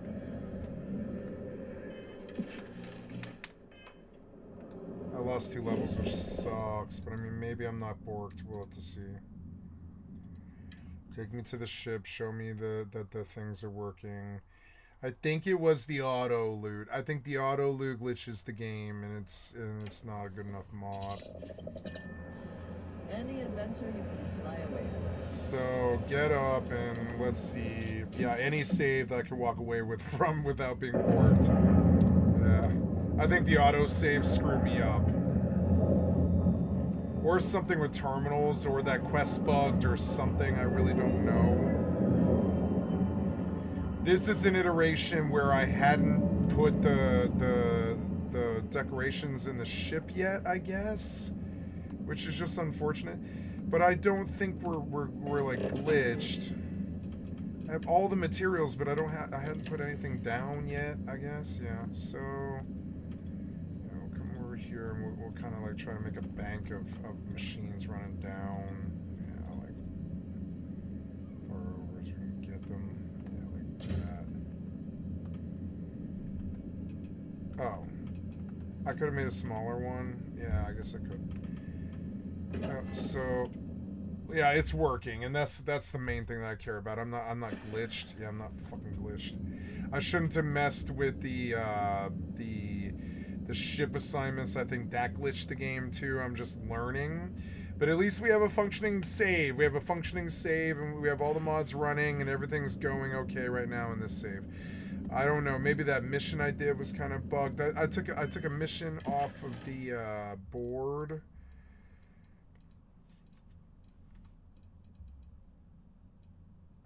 Yeah, I took a mission off the board, I guess. Yeah, and I guess this was a save right before I went and bought all the like today. I installed ship stuff, and it's weird because the lights are down and but not the computers that I remember. So I don't know.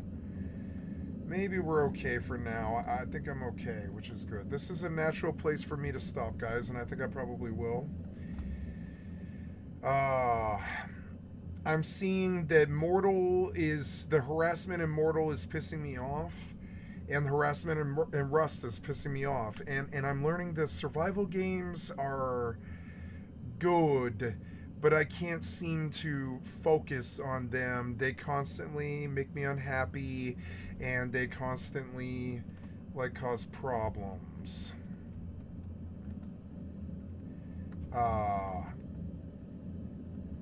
And I'm learning to just not do 7 Days, not do Rust, not do Mortal. They're good games, and I'm attracted to them because they appreciate that with the more time you sink into them, they get better and better. But they're always janky. They're never good enough. There's always problems that drive me crazy.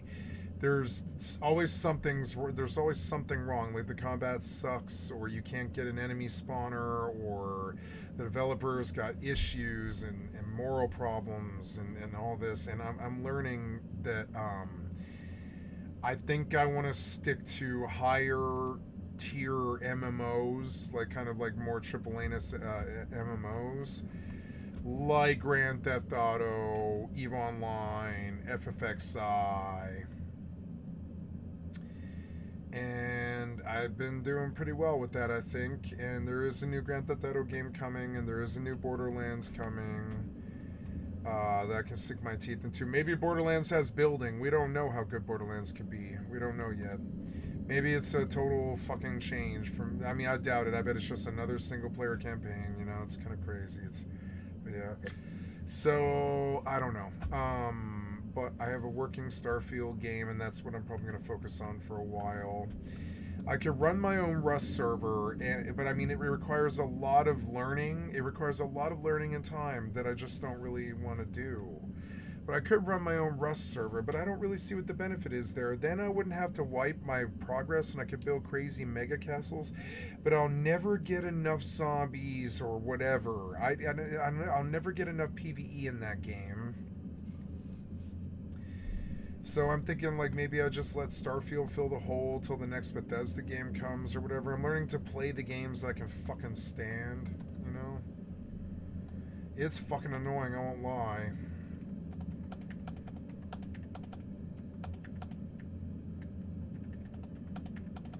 I feel like a kid playing Grand Theft Auto, even though it's like an adult game, but it does really scratch a bunch of the itches that I require an MMO to scratch. Like, it's got to provide gambling to me. It's got to have a sandbox. It's got to have some form of PvP, but it's got to be respectful and not fucking harassment. I can sink a lot of time into it like Mortal, but then they do stuff like gate the fucking weapon skills with like living down in fucking back T for weeks and shit like this. And I'm like, oh yeah, Mortal's good, and I've got a house and it's full of fucking loot. I mean, it definitely is, but I mean, I'm not going to stick around on Mortal. I'll build another house, you know, a couple of years down the line after I give some time passes, you know, because yeah, the game's getting better, but it's still not good enough. It won't be good enough in 5 years, which is so annoying. They could add base building, and that's much better than it currently is in Mortal. And they could add a boat, and it still wouldn't be good enough, you know.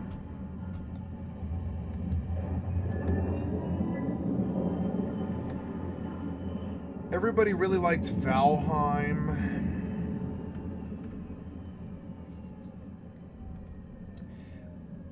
I could go back and try Valheim, but it also, I don't know, it's like it looks, you know, it does have base building and boats, you know, it does have everything that I'm kind of looking for, and it has dungeons full of good mobs, and the combat is not amazing, it's not bad either, it's not like, you know, not the worst combat in the world. Valheim is not really a main. It's a game that you play like Minecraft and you try to beat it. It's not really that good of a main. And cook some copper ore, I guess. I'm working on small money, so I could just buy fire clusters. So I could stay up late, but I don't really want to. It's a Sunday night. I could stay up late. I could stay up like 2 hours late and just keep doing this. Let's go see if we, yeah, if we're like, I don't think we're borked, but I think I know what caused it. I think it's the area loot. In the gameplay options down here at the bottom, there was like the loot thing. Yeah, like down here, junk recycler, useful brigs. Some of these I wish I could turn off.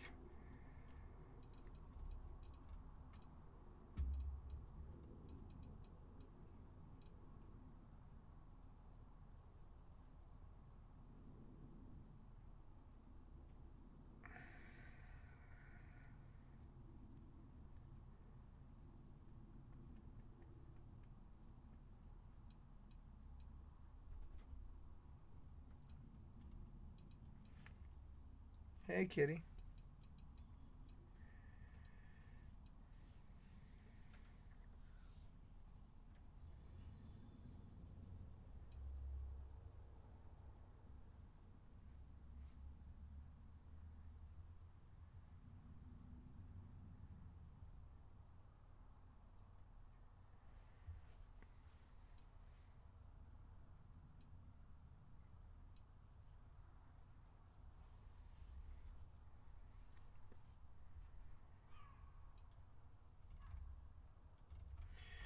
Well, I think something borked, but I mean, I can always go back like a couple of hours or whatever. This save seems to be intact, which is good. We could just go do a random fight, I guess, kill the Ecliptic Merc.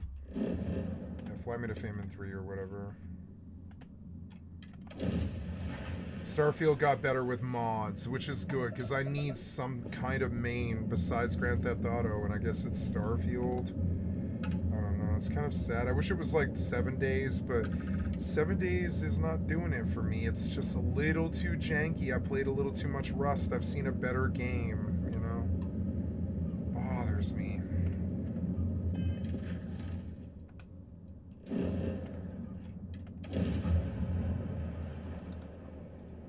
Full breakdown that IZ Prebuilt did on this subject. Now, the problem with that clip and the thing that the community has kind of been criticizing the devs for, quick, essentially, I could beat Oblivion Remaster. Hi, kitty. Hi, kitty.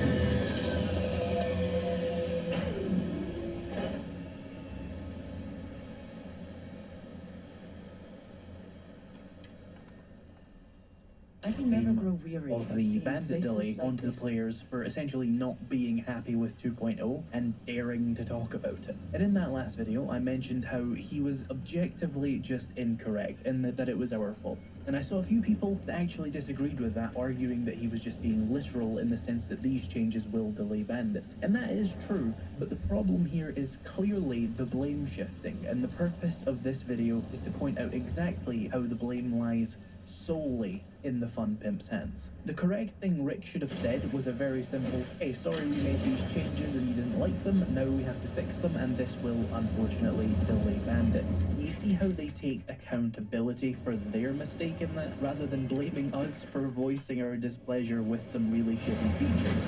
Bandits are not delayed because the players complained that they didn't like them. Bandits are delayed because the Fun Pimps failed to deliver an update and like see what I think people puts the blame where it actually belongs. People who made bad features are the problem, not the people who voice their displeasure.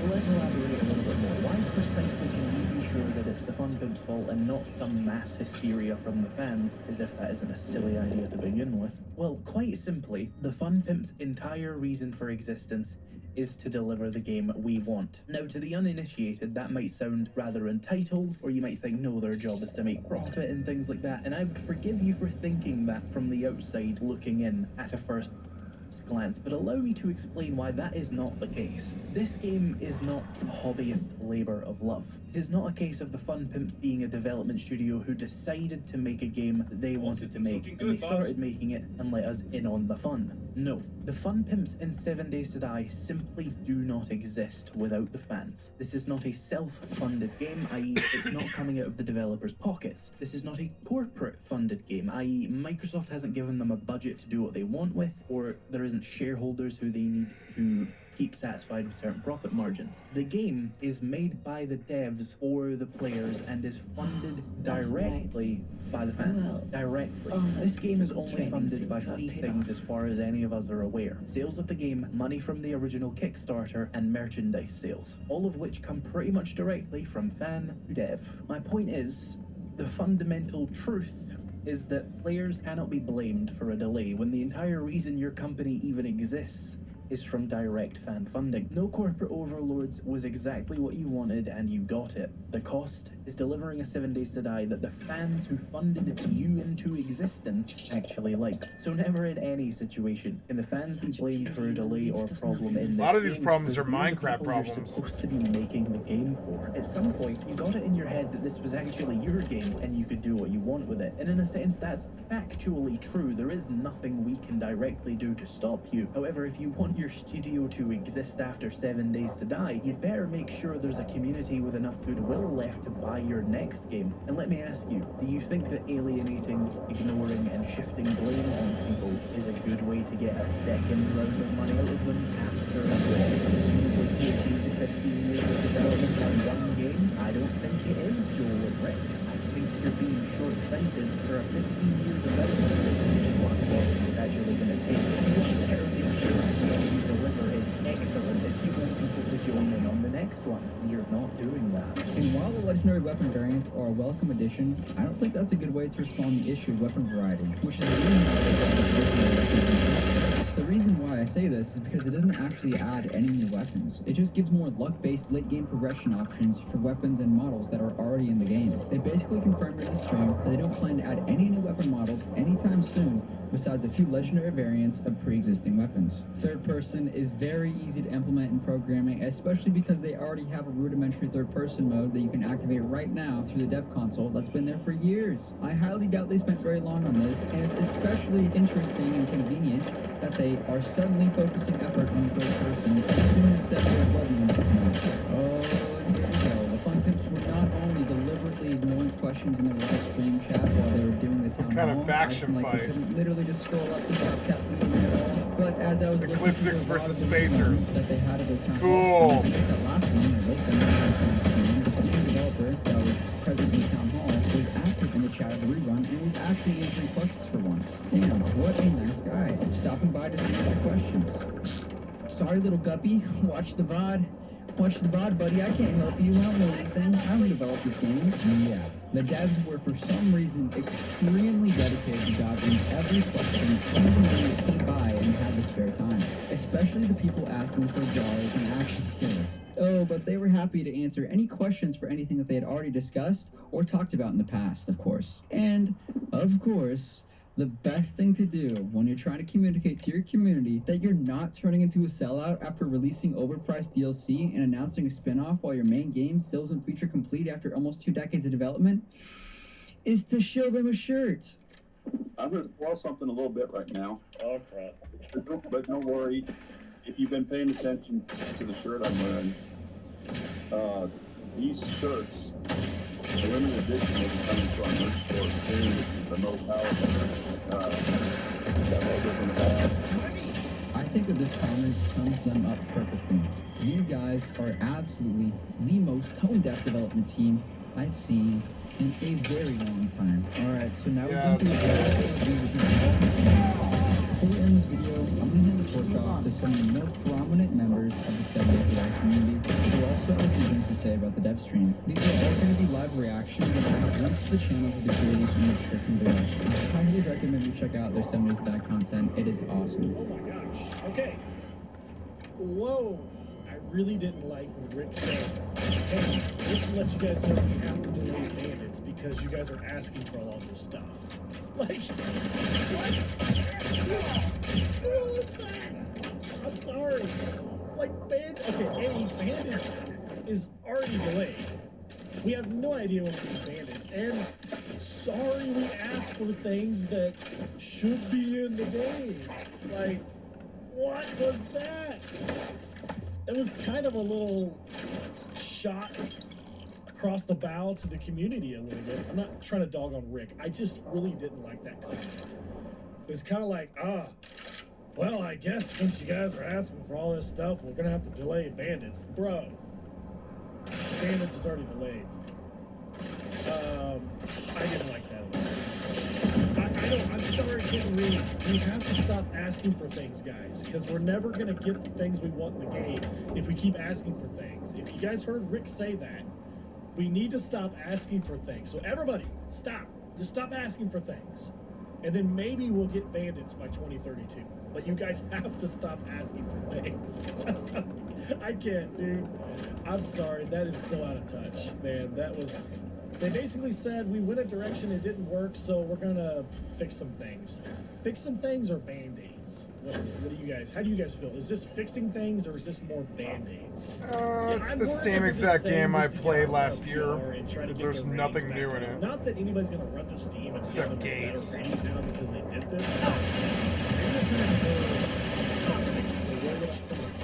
Leaving because of the game time. Maybe something like that. I worry if, like, I hope that their heart is still in this game. And I've said this before, if their heart is not in the game anymore, then sell it.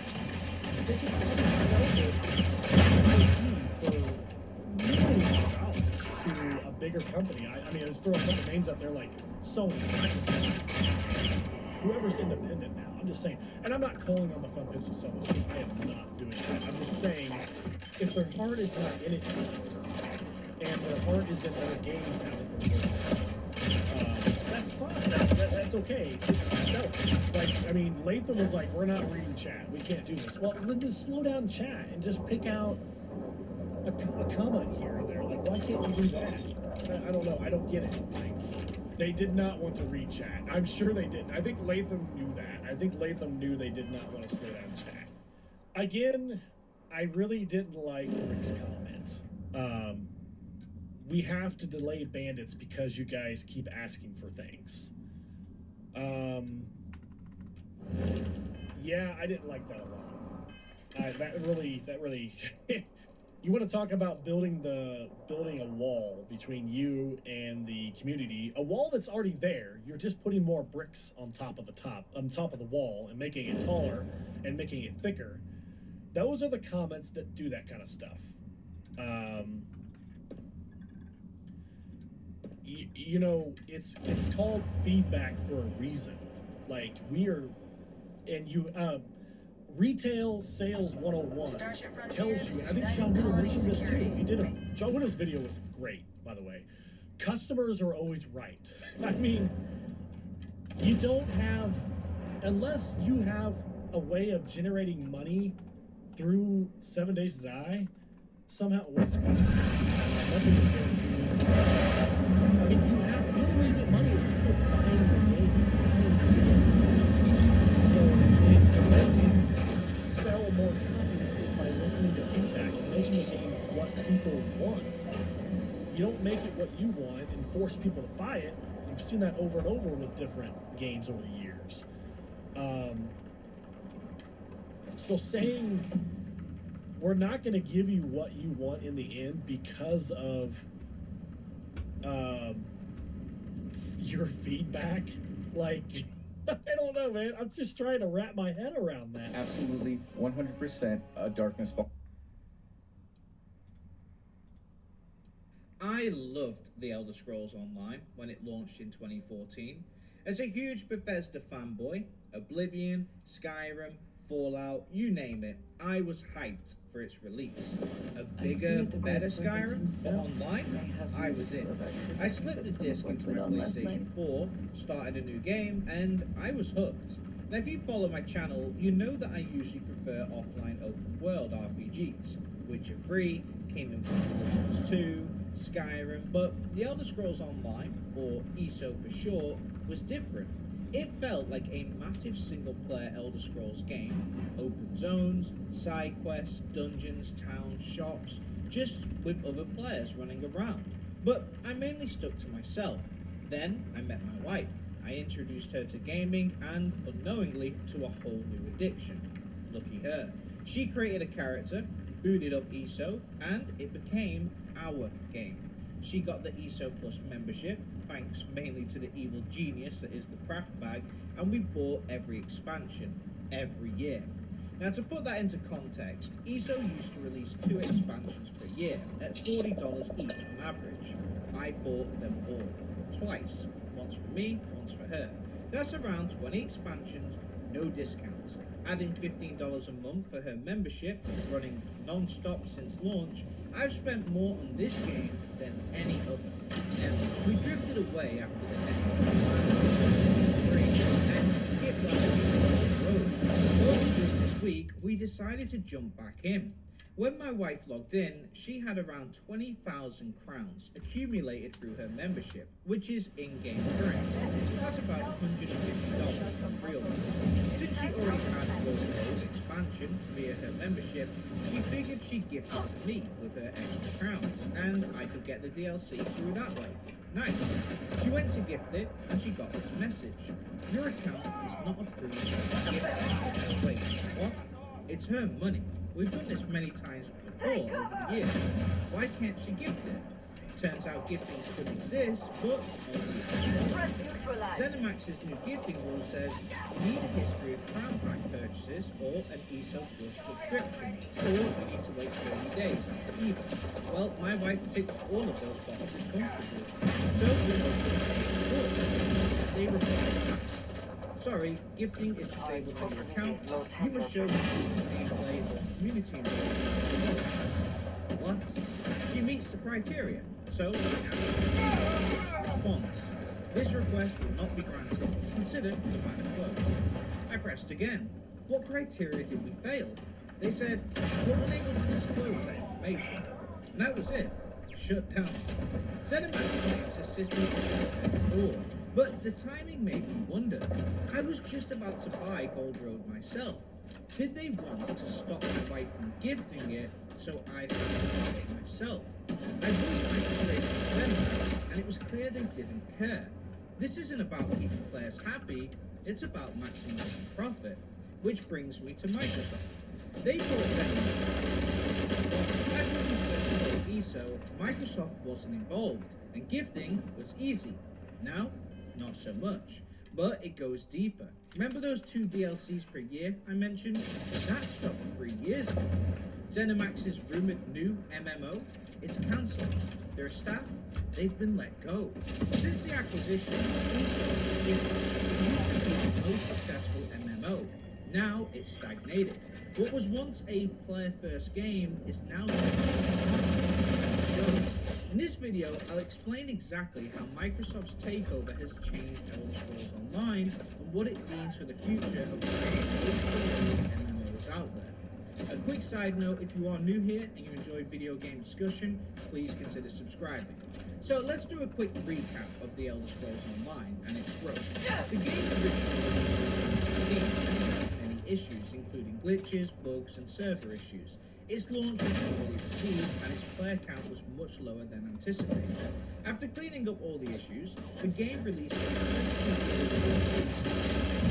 with Imperial City and Orsinium. In 2016, they would add 2 new